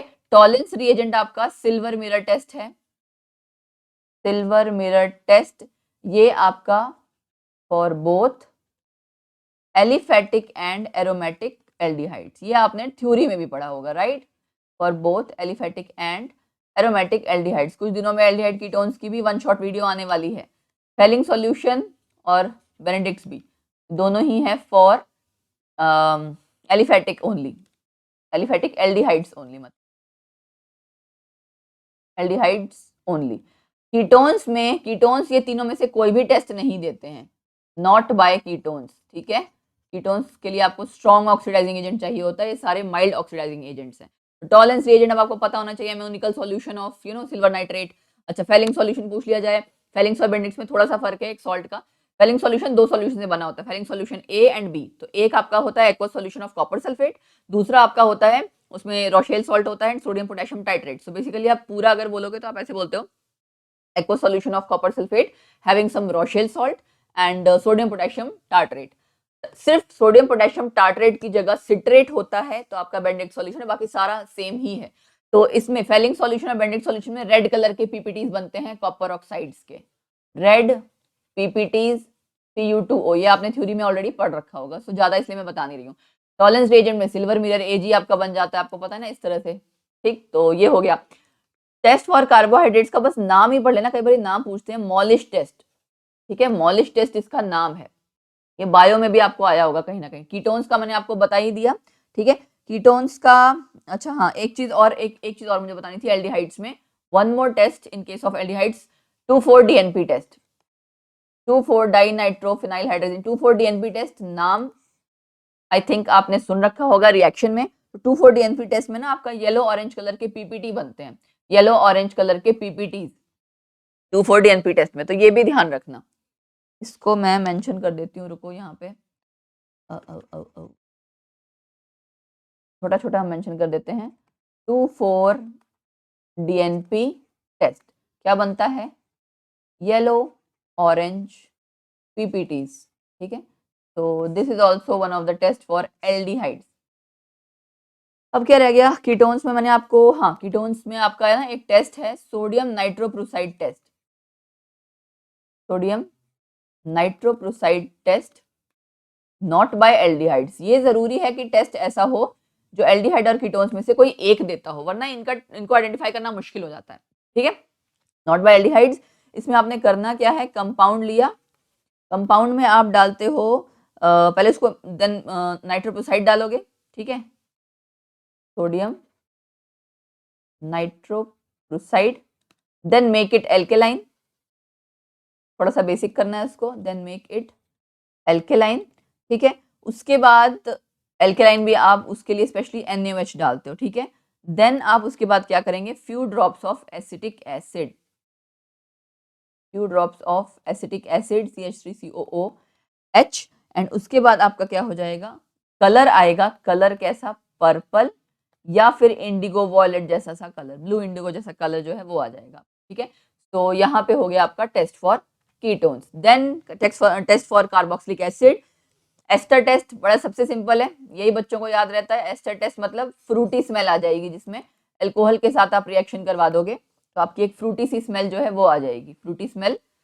इसमें क्या करते हो आप, रिएक्शन विद अल्कोहल, ये भी आपने एस्टेरिफिकेशन रिएक्शन कर रखी है ना एग्जाम थ्योरी में, तो वही आपकी सेम रिएक्शन है, ठीक है। सोडियम बाइकार्बोनेट टेस्ट, ये भी करते हैं हम। ब्रिस्क एफरवेसेंस आती है इसमें, ब्रिस्क एफरवेसेंस, बुलबुले उठते हैं, एफरवेसेंस, हाँ एक चीज ये भी पूछते हैं एफरवेसेंस क्या होता है, ठीक है, CO2 कार्बन डाइऑक्साइड के जो बबल्स निकलते हैं उसके लिए, तो एफरवेसेंस पूछ लेंगे तो वो भी बता देना। Test for primary amino group, यहाँ पे आपका आएगा कार्बिलअमीन टेस्ट, जो आपने थ्योरी में पढ़ रखा होगा, ठीक है। तो कार्बिलअमीन टेस्ट, या इसको कह दिया जाता है आइसोसाइनाइड टेस्ट, जिसमें कि आपकी बड़ी अनप्लेजेंट सी स्मेल आती है, इसको आइसोसाइनाइड टेस्ट भी कहा जाता है। ये आपका थ्योरी में ऑलरेडी प्रेजेंट है, सो आई होप आपने पढ़ रखा होगा, ठीक है। तो ये हो गया, दिस वाज ऑल फॉर, आप ये कह सकते हो कि जो जितने टेस्ट हैं उसके मैंने बेसिक्स बताए, ठीक है। अब मैं चाह रही हूँ कि मैं आपको कुछ इसके क्वेश्चंस करवा दूं, फंक्शनल ग्रुप के क्वेश्चंस, तो मैंने ये भी कुछ सेलेक्ट कर रखे हैं थ्योरी वाइज, मतलब जो ऑब्वियसली काफी सारे क्वेश्चन तो मैंने लास्ट में आपको बता रखे हैं, बट कुछ जो कॉमन लिए हैं वो मैं आपको बता रही हूँ। प्रिलिमिनरी टेस्ट क्यों परफॉर्म किए जाते हैं, टू गेट एन आइडिया, है ना, to get an idea of the functional group. In general है, जैसे आप बाकी सब में बताते हो वैसी चीज है ना, कि आपका फंक्शनल ग्रुप का थोड़ा सा आइडिया लग जाए कि भाई आप किस चीज की टेस्टिंग कर रहे हो। तो ऑब्वियसली जैसे कार्बोनिल ग्रुप है, तो अगर कार्बोनिल ग्रुप को आपको अल्कोहल से क्या बोलते हैं डिफरेंशिएट करना है, तो वो आइडिया लग जाएगा ना, फिर आगे कार्बोनिल ग्रुप में आप फर्दर टेस्टिंग करोगे। तो इस वजह से चाहे आपका सॉल्ट एनालिसिस है, चाहे आपका फंक्शनल ग्रुप, उसकी पूरी स्कीम है कि आप सेपरेट करते करते पूरा टेस्ट परफॉर्म करते हो, ठीक है। फिर क्या है, a compound when heated on a crucible lid burns with a smoky flame, what does it indicate. Smoky flame बेटा कभी भी आती है तो हमें उससे पता लग जाता है कि कंपाउंड एरोमेटिक है, इसीलिए ये टेस्ट परफॉर्म किया जाता है ये प्रिलिमिनरी टेस्ट, बट परफॉर्म कर लिया जाता है ताकि आपको स्टार्टिंग में पता लग जाए कि एरोमेटिक है या एलिफेटिक है, ठीक है। सो हमारा ये क्वेश्चन भी हो गया, क्योंकि जितने मतलब एलिफेटिक कंपाउंड्स है ना, उसमें क्लियर फ्लेम आती है, उसमें स्मोक एंड ऑल कहीं नहीं आता है। तो what is the importance of this test, heating on crucible lid, ये आपको पता लग गया, एलिफेटिक और एरोमेटिक शुरुआत में ही पता लग जाए, इस वजह से एलिफेटिक और एरोमेटिक, ठीक है। ओके सो उसके बाद, हाँ, in the soda lime test how will you identify the evolution of ammonia. तो सोडा लाइम टेस्ट में क्या होता है, how will you identify the evolution of ammonia, कि आप टेस्ट ट्यूब के एंट्रेंस पे रख दो मॉइस्ट रेड लिटमस पेपर, कर सकते हो ना। अमोनिया आपको पता है बेसिक इन नेचर है, अमोनिया कैसा है, बेसिक इन नेचर, तो मॉइस्ट रेड लिटमस पेपर को किस में कन्वर्ट कर देगा, ब्लू कलर में, वेरी सिंपल। फिर क्या है, when the compound is boiled with 10% NaOH, small pieces of broken china dish or unglazed porcelain are added, add किया जाता है टू द मिक्सचर। क्यों ऐड किया जाता है, ये जो आपकी पोर्सलेन जो चीजें ऐड की जाती है ना, सो दैट जो वो रिएक्शन में बम्पिंग सी हो रही होती है ना, वो ना हो, मतलब वो रिएक्शन में छिट्टे से बाहर से ना आए, to avoid bumping of solution, ठीक है, to avoid bumping of solution, ठीक है। उसके बाद ये है कि आप why do we use neutral FeCl3 solution, कि हम न्यूट्रल ही क्यों यूज कर रहे हैं, मतलब एसिडिक या बेसिक क्यों नहीं यूज कर रहे। तो ferric chloride, why do we use neutral ferric chloride solution, क्योंकि आपका फेरिक क्लोराइड सॉल्यूशन की जो रिएक्शन है ना, इसमें ऑलरेडी क्या कहते हैं, large amount of HCl present होता है, it already contains large amount of HCl, it already contains large amount of HCl, ठीक है, जो कि आपकी रिएक्शन में हिंड्रेंस कॉज करता है। तो इसको क्या किया जाता है, इसको आप पहले फिर ड्रॉप वाइज NaOH ऐड करते हुए, मतलब एक तरह से आप इसको न्यूट्रल बनाते हो। So it is made neutral, it is made neutral by adding NaOH, ठीक है, ड्रॉप वाइज। सो दैट ये फर्दर आगे रिएक्शन में हिंड्रेंस ना कॉज करे, मतलब प्रॉपर सॉल्यूशन आपका बन सके। ठीक है, अगला question, if a compound discharges the colour of bromine without evolution of HBr only after heating, what information will you get? Bromine test है ये, तो क्या पता लगता है हमें इसमें? अनसैचुरेशन। अनसैचुरेशन यानी कि डबल या ट्रिपल बॉन्ड का पता लगता है इस टेस्ट से। What is the colour of Lassaigne's extract? Colourless होता है भाई, ठीक है, colourless. Then why do you dry the sodium piece before fusion? कि आप अच्छा, इसलिए क्योंकि आपको पता है कि जो मतलब जितने इस तरह के एलिमेंट्स होते हैं ना, सोडियम पोटेशियम में बहुत रिएक्टिव होता है, तो अगर आप उसमें उसको ड्राई नहीं करोगे प्रॉपर फ्यूजन से पहले, रिएक्टिव वो ज्यादा होगा। सो आप ये कह सकते हो कि एक्सप्लोजन को अवॉइड करने के लिए, टू अवॉइड एक्सप्लोजन, तभी हम कहते हैं ना कि पानी से इसको दूर रखा जाता है। केरोसिन ऑयल में इसको डिप करके क्यों रखते हैं? तो इसी वजह से, क्योंकि रिएक्टिव ज्यादा होता है। ठीक है, why should we use freshly prepared FeSO4 solution while testing for nitrogen? So that अगर फ्रेशली प्रिपेयर्ड नहीं होगा तो आपका फेरस फेरिक में कन्वर्ट हो चुका होगा, तो आपका टेस्ट प्रॉपर नहीं आएगा। ठीक है, सिंपल कॉन्सेप्ट है जो हम पहले भी बता चुकी हूँ मैं आपको। Why do we use distilled water in place of tap water in the preparation of soda extract? To avoid interference of chlorine. आपको पता है सिंपल, अगर आप टैप वाटर यूज करोगे उसमें क्लोरीन प्रेजेंट होगा, है ना, तो क्लोरीन का टेस्ट फिर आगे जब आपको डिटेक्शन ऑफ एलिमेंट्स करना होता है ना, वहां पे फिर हिंड्रेंस कॉज करेगा। ठीक है ना, सबके अलग अलग टेस्ट है ना, नाइट्रोजन, सल्फर, क्लोरीन, अगर पहले से ही होगा तो प्रॉब्लम करेगा। ऑब्वियसली बात है, क्लोरीन का भी टेस्ट आता रहेगा, जबकि हमें तो सॉल्ट में जो आपके जो आयंस है वो टेस्ट करने हैं, तो इस वजह से हम डिस्टिल्ड वाटर यूज करते हैं। वैसे भी एग्जाम में ना, कभी भी आप जब टेस्टिंग एंड ऑल करते हो इस तरह की मतलब एनालिसिस किसी भी तरह का हो, उसमें डिस्टिल्ड वाटर ही यूज होता है, सो दैट आपके कोई भी एक्स्ट्रा आयंस इंटरफेरेंस ना कॉज करें। Sometimes while testing for nitrogen with soda extract, instead of blue coloration, blue red coloration is obtained। इसका मतलब है कि उसमें नाइट्रोजन एंड सल्फर दोनों ही प्रेजेंट है, नाइट्रोजन सल्फर दोनों भी हो सकता है ना, इस वजह से आपका रेड कलरेशन आता है। Why is it necessary to boil lesson extract with the concentrated nitric acid before testing for halogens with AgNO3? Okay, अगर कंपाउंड में नाइट्रोजन सल्फर दोनों हुए तो आपका NaCN और Na2S दोनों बनेगा लेसेंट एक्सट्रैक्ट्स के साथ, है ना। तो अब अगर ये मतलब रिएक्ट करेगा AgNO3 के साथ, तो जरा देखो क्या बनाएगा, ये आपका बना देगा NaNO3 तो बनाएगा दोनों ही, ठीक है, लेकिन साथ में क्या बना रहा है? AgCN and Ag2S। तो ये प्रेसिपिटेट्स जो बन जाएंगे, इनके अपने कलर आ जाएंगे। हमें तो ये चाहिए नहीं था, हमें चाहिए कि हम तो अपना डिटेक्शन सोडियम और मतलब नाइट्रोजन एंड सल्फर का कर रहे हैं, तो पहले ही इनको क्या होता है? रिमूव कर दिया जाता है। कैसे? HNO3 के साथ जब आप रिएक्ट करवाओगे तो भी आपका यही बनेगा NaNO3, लेकिन साथ में क्या बन जाएगा? HCN, ये भी इवॉल्व हो गई, H2S गैस ये भी इवॉल्व हो गई। तो बेसिकली साइनाइड एंड सल्फाइड को दोनों को हटाने के लिए, रिमूव करने के लिए ये काम किया जाता है कि आप नाइट्रिक एसिड से पहले उसको काफी ज्यादा बॉइलिंग एंड हीटिंग करवा देते हो। While testing for bromine and iodine, only the organic layer becomes orange or violet with bromine or iodine evolved and not the aqueous layer, because bromine and iodine are more soluble in organic solvents। ठीक है, आप ये कह सकते हो are more soluble in organic solvents। ठीक है, Fehling solution क्या है? अगला क्वेश्चन, ये मैं आपको बता चुकी हूँ, आई होप ऑलरेडी डन है। If elemental analysis shows the absence of nitrogen, what major classes of compounds can be absent? मतलब जिनमें जिनमें नाइट्रोजन आता है वो सब एब्सेंट है, जैसे कि एमीन्स आपके एब्सेंट हो जाएंगे, एमाइड्स आपके एब्सेंट हो जाएंगे, ठीक है, साइनाइड्स भी एब्सेंट हो जाएंगे, और क्या हो जाएंगे? नाइट्रो एब्सेंट हो जाएंगे, तो इस तरह से एनिलाइड्स एब्सेंट हो जाएंगे, राइट। तो दीज आर ऑल एब्सेंट, जिनमें नाइट्रोजन आएगा सब एब्सेंट है। If a compound gives red precipitate with Fehling solution, what does it mean? Red precipitate Fehling solution के साथ मतलब एलिफेटिक एल्डिहाइड है। Got it? अभी अभी हमने थोड़ी देर पहले मैंने आपसे डिस्कस किया। Tollens reagent done. In the above test heating is not done. Heating आपकी क्यों नहीं की जाती है टॉलेंस वाले टेस्ट में? बिकॉज आपका जो क्या कहते हैं, एक्सप्लोजन ना हो जाए। मेरे को ध्यान ही नहीं आया था, मैं क्यों करते हैं। ठीक है, so in the above test heating is not done to avoid the explosion. ठीक है, एक एक्सप्लोजन वाला क्वेश्चन और कौन सा था? हमने थोड़ी देर पहले किया था ना अभी, बम्पिंग वाला था। ठीक है, बम्पिंग वाला, और यहाँ पे एक्सप्लोजन वाला। शिफ्स रिएजेंट, शिफ्स रिएजेंट क्या होता है? बहुत पूछा जाता है, ये भी यूज्ड फॉर एल्डिहाइड। पहली बात है, ये टेस्ट आपका शिफ्ट रिएजेंट टेस्ट बोला जाता है, used for aldehydes and rosaniline hydrochloride, rose aniline, rosa aniline ऐसा भी बोला जाता है, हाइड्रोक्लोराइड मैजेंटा कलर का होता है, ये मैजेंटा जैसा पिंक होता है ना, जो मैजेंटा पिंक, ठीक है। रोजालिन जो आपका क्लोराइड होता है, इसको आप पानी में इसका सॉल्यूशन बनाते हो और उसके बाद उसको डीकलराइज कर देते हो, डीकलराइज, ठीक है। डीकलराइज कैसे करोगे? ड्रॉप वाइज आप सल्फ्यूरस एसिड डालते हो, डीकलराइज्ड विद, अबे यार इतना नीचे लिख रही हूं मैं, I think I should write it, यहाँ लिख दे रही हूँ मैं, डीकलराइज्ड विद सल्फ्यूरस एसिड, ठीक है।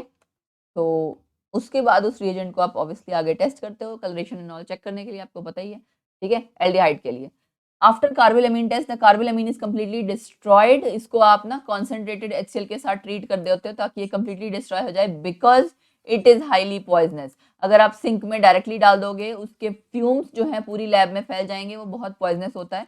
पहले उसको कॉन्सेंट्रेटेड HCl के साथ रिएक्ट करवा लिया जाता है ताकि सिंक में डालने से पहले वो कम्प्लीटली डिस्ट्रॉय हो जाए, कार्बिलमिन, आइसोसाइनाइड यानी, ठीक है। डाई टेस्ट अगर आपने ध्यान हो एल्डिहाइड के चैप्टर में, कपलिंग रिएक्शन की है ना, ऑरेंज एंड रेड डाई बनता है एल्डिहाइड एंड फिनोलिक ग्रुप्स के लिए, याद है वो जब आप करते हो डाइजोनियम सॉल्ट वाले, उसमें भी पढ़ रखा होगा आपने। तो कपलिंग रिएक्शन डाई टेस्ट जो है ये बेसिकली उसके लिए है, ठीक है, कि आपका जो एनिमीन्स है या फिनोलिक ग्रुप है उसको आप डिटेक्ट कर सको, ठीक है।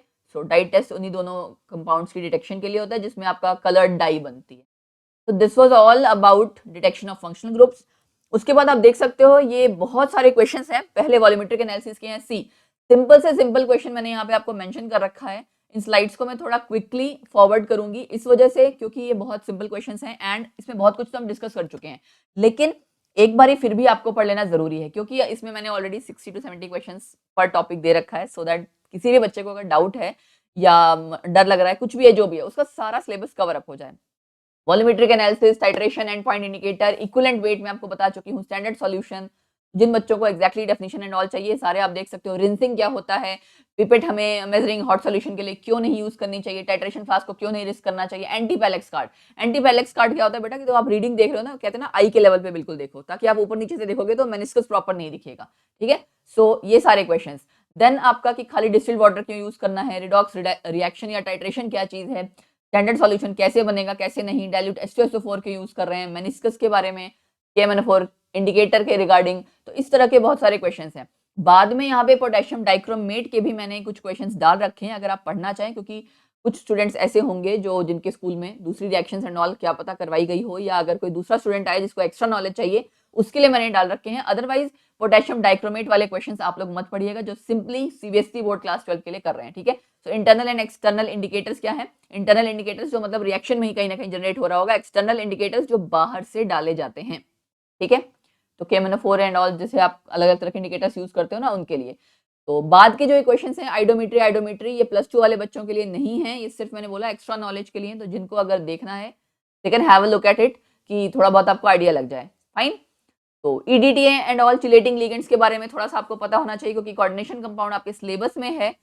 EDTA आपका हार्डनेस ऑफ वाटर को रिमूव करने में इस्तेमाल होता है, तो इसलिए EDTA के बारे में जरूर पढ़ लेना, ठीक है। टाइट्रेशन में आपके नहीं है बट EDTA के बारे में पता होना चाहिए। Water primary and secondary standards हमने डिस्कस किया था ना, उसके बारे में फिर से क्वेश्चन आ गया, देखिए, फाइन। ये आपका उसके बाद आ गया ग्राम इक्विवेलेंट वेट क्या होता है, प्राइमरी स्टैंडर्ड सेकेंडरी स्टैंडर्ड के एग्जांपल्स आ गए हैं, नॉर्मेलिटी मोलैरिटी क्या होता है, ये सारे क्वेश्चंस यहाँ मेंशन है। मतलब इसको किसी को टू द पॉइंट आंसर जो चाहिए, burette, pipette, rinsing, formality, molarity, वो सब यहाँ है अलॉन्ग विद द आंसर। तो पका पकाया माल है, सिर्फ आपको रीड आउट करना है ना, उसका बेनिफिट हो जाता है। उसके बाद आपका नेक्स्ट क्वेश्चन आ जाता, नेक्स्ट ये जो आपके आ जाते हैं questions, why sodium metal kept under kerosene oil, ये भी आपको पता है, मैंने डिस्कस कर लिया है, ठीक है। सोडियम मेटल के बारे में, लेसेंस एक्सट्रैक्ट के बारे में, ये फंक्शनल ग्रुप्स के रिगार्डिंग आपके क्वेश्चंस हैं, ठीक है ना। तो पहले आपका वॉल्यूमेट्रिक एनालिसिस था, ये फंक्शनल ग्रुप्स के रिगार्डिंग है। फ्रेशली प्रिपेयर्ड FeSO4 क्यों यूज करना चाहिए, ऑर्गेनिक सब्सटेंस का फ्यूजन क्यों कराते हैं हम सोडियम के साथ, है ना। अब सोडा एक्सट्रैक्ट नहीं बनाओगे तो आगे डिटेक्शन ऑफ एलिमेंट्स कैसे होगी, तो ये उसके क्वेश्चंस हैं। लेसन एक्सट्रैक्ट होता क्या है, किसने बनाया, अच्छा। एक्वा रीजिया सवाल बहुत पूछा जाता है, एक्वा रीजिया क्या है, कॉन्सेंट्रेटेड HCl और कॉन्सेंट्रेटेड नाइट्रिक एसिड 3:1 की रेशियो में जो यूज होता है वो।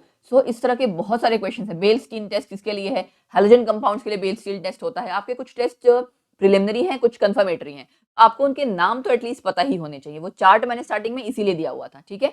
सो अगेन ये आपके क्वेश्चन है, कार्बन हाइड्रोजन कैसे डिटेक्ट कर सकते हैं, एक्स्ट्रा एलिमेंट्स क्या होता है, एक्स्ट्रा एलिमेंट्स अगर पूछ लें तो क्या होता है भाई, कार्बन हाइड्रोजन के अलावा जितने भी हैं दोज आर एक्स्ट्रा एलिमेंट्स, ठीक है।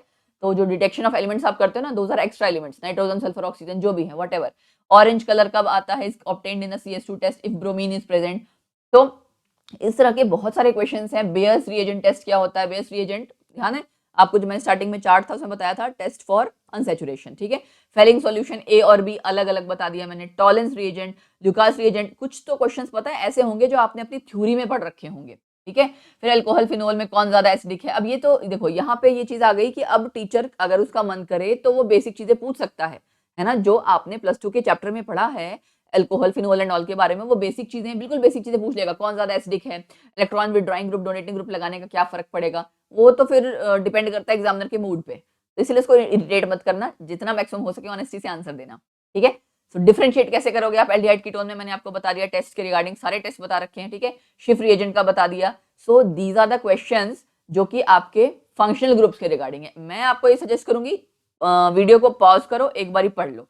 अगर कोई बहुत ज्यादा इंटरेस्टेड है सारे क्वेश्चंस को नोट डाउन करने में, तो आप नोट डाउन कर लो, स्क्रीनशॉट लेना है स्क्रीनशॉट ले लो, जैसा ठीक लगे। बट मेरा ये मानना है कि जो इसी फील्ड में रहने वाले हैं, केमिस्ट्री की फील्ड में, उनको तो ये क्वेश्चंस डेफिनेटली पढ़ लेने चाहिए आगे, है ना। क्योंकि आगे आप जब ग्रेजुएशन करेंगे वहां, या आपको कहीं भी आगे केमिस्ट्री पढ़नी है, फर्दर इसी फील्ड में आना, तो आपको पता होना चाहिए, बिकॉज ऑब्वियसली यार बेसिक्स क्लियर होना बहुत अच्छी बात है ना। तो दीज आर द क्वेश्चंस, ये ऑलमोस्ट 80 क्वेश्चंस हैं फंक्शनल ग्रुप के रिगार्डिंग, जो मैंने आपको सारे प्रोवाइड करा रखे हैं। कहाँ से क्या, कौन सी गैस रिलीज होगी, कब होगी, क्या होगा, वो सब कुछ है इसमें। देन है आपका लास्ट ये सॉल्ट एनालिसिस वाला, इसमें भी इसी तरह के क्वेश्चंस हैं, कुछ हमने ऑलरेडी कवर अप कर लिए हैं, शायद 32-37 क्वेश्चन किए थे, बाकी आगे है। प्लेटिनम वायर क्यों यूज करते हैं, ग्लास रॉड क्यों नहीं करते। हाँ एक चीज और, इन सारे क्वेश्चन में हो सकता है कुछ क्वेश्चन रिपीट हो रहे हैं, बिकॉज आपको पता है कि बिल्कुल सेग्रीगेट करके उतना बना पाना मुश्किल है, बट हो सकता है कि कुछ क्वेश्चंस जो रिपीट होंगे, लेकिन रिपीट होने का कारण कुछ ऐसा भी नहीं है कि बिल्कुल एग्जैक्टली सेम, कभी कभार फॉर्म भी चेंज हो गई है। तो आप एक बार फिर भी गो थ्रू कर जाना है सारे क्वेश्चंस, मैं आपको ये सजेस्ट करूंगी, क्योंकि मैंने अगर मेहनत की है तो बहुत सोच के किया होगा। बोरेक्स बीड टेस्ट क्या होता है, ठीक है, कलर्ड मिक्सचर पे ही खाली हम क्यों अप्लाई करते हैं, बाकियों पे क्यों नहीं करते, क्योंकि कलर्ड ग्लास ही खाली कैरेक्टरिस्टिक कलर देता है उस बीड के साथ, बोरेक्स की बीड के साथ। बोरेक्स का फॉर्मूला क्या होता है, Na2B4O7 10H2O। तो इस तरह का सवाल से सवाल निकलते जा रहे हैं, ठीक है ना। सिल्वर नाइट्रेट सॉल्यूशन के बारे में, कि ब्राउन बॉटल्स में हम इसको क्यों स्टोर करके रखते हैं, डिकम्पोज ना हो जाए सनलाइट से। तो कई सारे ऐसे क्वेश्चन हैं जो मैं डिस्कस कर चुकी हूँ, कई ऐसे हैं जो यहाँ पे आपको मिलेंगे, अभी बड़ा कुछ नया है। रॉटन एक्समेल क्या होती है, लाइम वाटर मिल्की वाला चीज ये रिपीट हो गया, जैसे है ना, फॉर्मूला बोरेक्स का आ गया। सो कुछ कुछ क्वेश्चंस आपको थोड़े से फॉर्म चेंज भी मिलेगी, और कुछ में ऐसा है कि बहुत, मतलब फॉर्म चेंज वाले या रिपीट वाले तो 5-7 क्वेश्चन ही होंगे, बाकी सारे नए क्वेश्चन भी हैं, ठीक है। कौन से आयंस हैं जो कि रिस्पॉन्ड नहीं करते, आइदर टू डाइल्यूट H2SO4 और कंसंट्रेटेड H2SO4। पता कौन सा ग्रुप है, स्पेशल वाला ग्रुप, जिसमें आपको सल्फेट आयन आता है। तो इसीलिए अब देखो फॉर्म चेंज हो गई सवाल की, है ना, कुछ सवाल सेम ही था, तो ये आपको खुद से आना चाहिए। इसीलिए आपको मेरे को रीडिंग, मैंने कहा कि रीडिंग मार्क के रखोगे तो सही रहेगा। देन डिस्टिंग्विश करो कार्बोनेट बाइकार्बोनेट में, कैसे पता लगाओगे। कार्बोनेट सॉल्यूशन आपका फिनोल्फथलीन को पिंक कर देता है, बाइकार्बोनेट नहीं करता, है ना।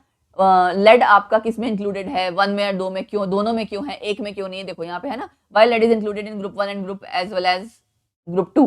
सो PbCl2 स्पेरिंगली सॉल्युबल है डाइल्यूट HCl में। जितने भी आपका कोई अनप्रेसिपिटेटेड लेड आयंस रह जाएंगे वो आगे जाके निकल जाएं सेकंड वाले ग्रुप में, इस वजह से, ठीक है, ताकि आगे थर्ड ग्रुप में आते आते ये दिक्कत ना करे। तो जो भी चीज डिजाइन की गई है स्कीम, उसका हर चीज का कोई ना कोई मकसद है, है ना, बिना रीजन के नहीं आप कोई भी सॉल्यूशन डाल रहे हो। So this is all about कि यहाँ पे कॉन्सेप्ट है, रटने का कुछ नहीं है, हर चीज के पीछे एक लॉजिक है, थ्योरी है, वो लॉजिक आपको पता होना चाहिए, जो कि एग्जामिनर आपसे जानना चाहता है। तो ग्रीन फ्लेम्स के बारे में आपको बहुत हम डिस्कस कर चुके हैं, फ्लेम टेस्ट का पूरा प्रिंसिपल डिस्कस कर चुके हैं, राइट। ये बहुत सारी रिएक्शंस हैं गाइज, एक्चुअली मेरे को देखो शौक है बहुत कुछ पढ़ने का एंड पढ़ाने का। सो व्हाट आई प्रेफर्ड कि वीडियो कितनी मर्जी बड़ी हो जाए, आई रियली डोंट केयर, क्योंकि बहुत से लोग हैं 15 मिनट की वीडियो डाल दी, मतलब इस रिगार्डिंग प्रैक्टिकल्स पे इतनी कोई मेहनत नहीं करता। बट मेरा जो पर्सनल इंटरेस्ट था वो ये था कि मैं बच्चों को वो सारे क्वेश्चंस एक ही जगह प्रोवाइड करा दूं, कि उसकी क्लैरिटी हो जाए कॉन्सेप्ट की, एटलीस्ट 3 टॉपिक तो क्लियर हो जाए, फंक्शनल ग्रुप्स वाले, सॉल्ट एनालिसिस, वॉल्यूमेट्रिक टाइट्रेशन, इतना तो मैं करा ही सकती हूँ ग्रेजुएशन लेवल तक के स्टूडेंट्स का, ये क्योंकि बहुत मेन टॉपिक्स हैं केमिस्ट्री के प्रैक्टिकल के। तो I have tried my best to make this video, इसमें maximum questions, maximum explanation, basic चीजें सब कुछ कवर अप किया है। अब आपकी बारी है कि आपने सारे क्वेश्चंस को अच्छे से देखना है, ठीक है, एंड वीडियो को पॉज करके आप इन क्वेश्चंस को देख लेना। सारी चीजें जब आप रीड आउट कर लोगे तो आपको खुद तसल्ली होगी। एंड एक काम और करना गाइज, कि जितने आपने देखे हैं ना क्वेश्चंस एंड ऑल, देखो यहाँ पे भी 75 है, 80 मतलब इतना मेहनत कौन करता है, ठीक है ना? बट जैसा भी हो, जैसा भी आपको ठीक लगे, उसको कमेंट सेक्शन में मुझे प्लीज अपनी सजेशन, अपने कमेंट जरूर बताना, बिकॉज मैंने इस वीडियो पे बहुत मेहनत की है क्वेश्चंस के रिगार्डिंग एंड बाकी और सारी चीजों के रिगार्डिंग, कि वे बेस्ट मैं बच्चों को, पहले मैंने वो क्वेश्चन डिस्कस किए जो एग्जामिनर बिल्कुल एग्जैक्टली मुझे पता है कि हाँ ये पूछते रहते हैं, बाकी एक्स्ट्रा क्वेश्चन भी सारे प्रोवाइड करा दिए, ये भी बता दिया कि क्या चीज कहाँ से पढ़नी है, कैसे करनी है, सब कुछ। दैट्स व्हाई आई सेड कि मैंने बहुत मेहनत की है। तो guys hit the like button मेरी मेहनत के लिए, ठीक है? एंड आई होप पसंद भी आपको आएगी, एंड शेयर जरूर करना, क्योंकि ये स्टूडेंट्स के लिए, आपके फ्रेंड सर्कल के लिए, आपसे बड़ा छोटा कोई भी है, क्लास 12th का, 11th का एंड ग्रेजुएशन का, उसके लिए हेल्पफुल होगी। तो एटलीस्ट इतना तो आप कर सकते हो, वो आगे शेयर करेगा तो आगे से आगे शेयर होता जाएगा एंड लोगों को मिलती जाएगी वीडियो, उनकी हेल्प होती जाएगी, ठीक है? तो God bless you, all the best, अच्छे से तैयारी करना अपने एग्जाम्स की।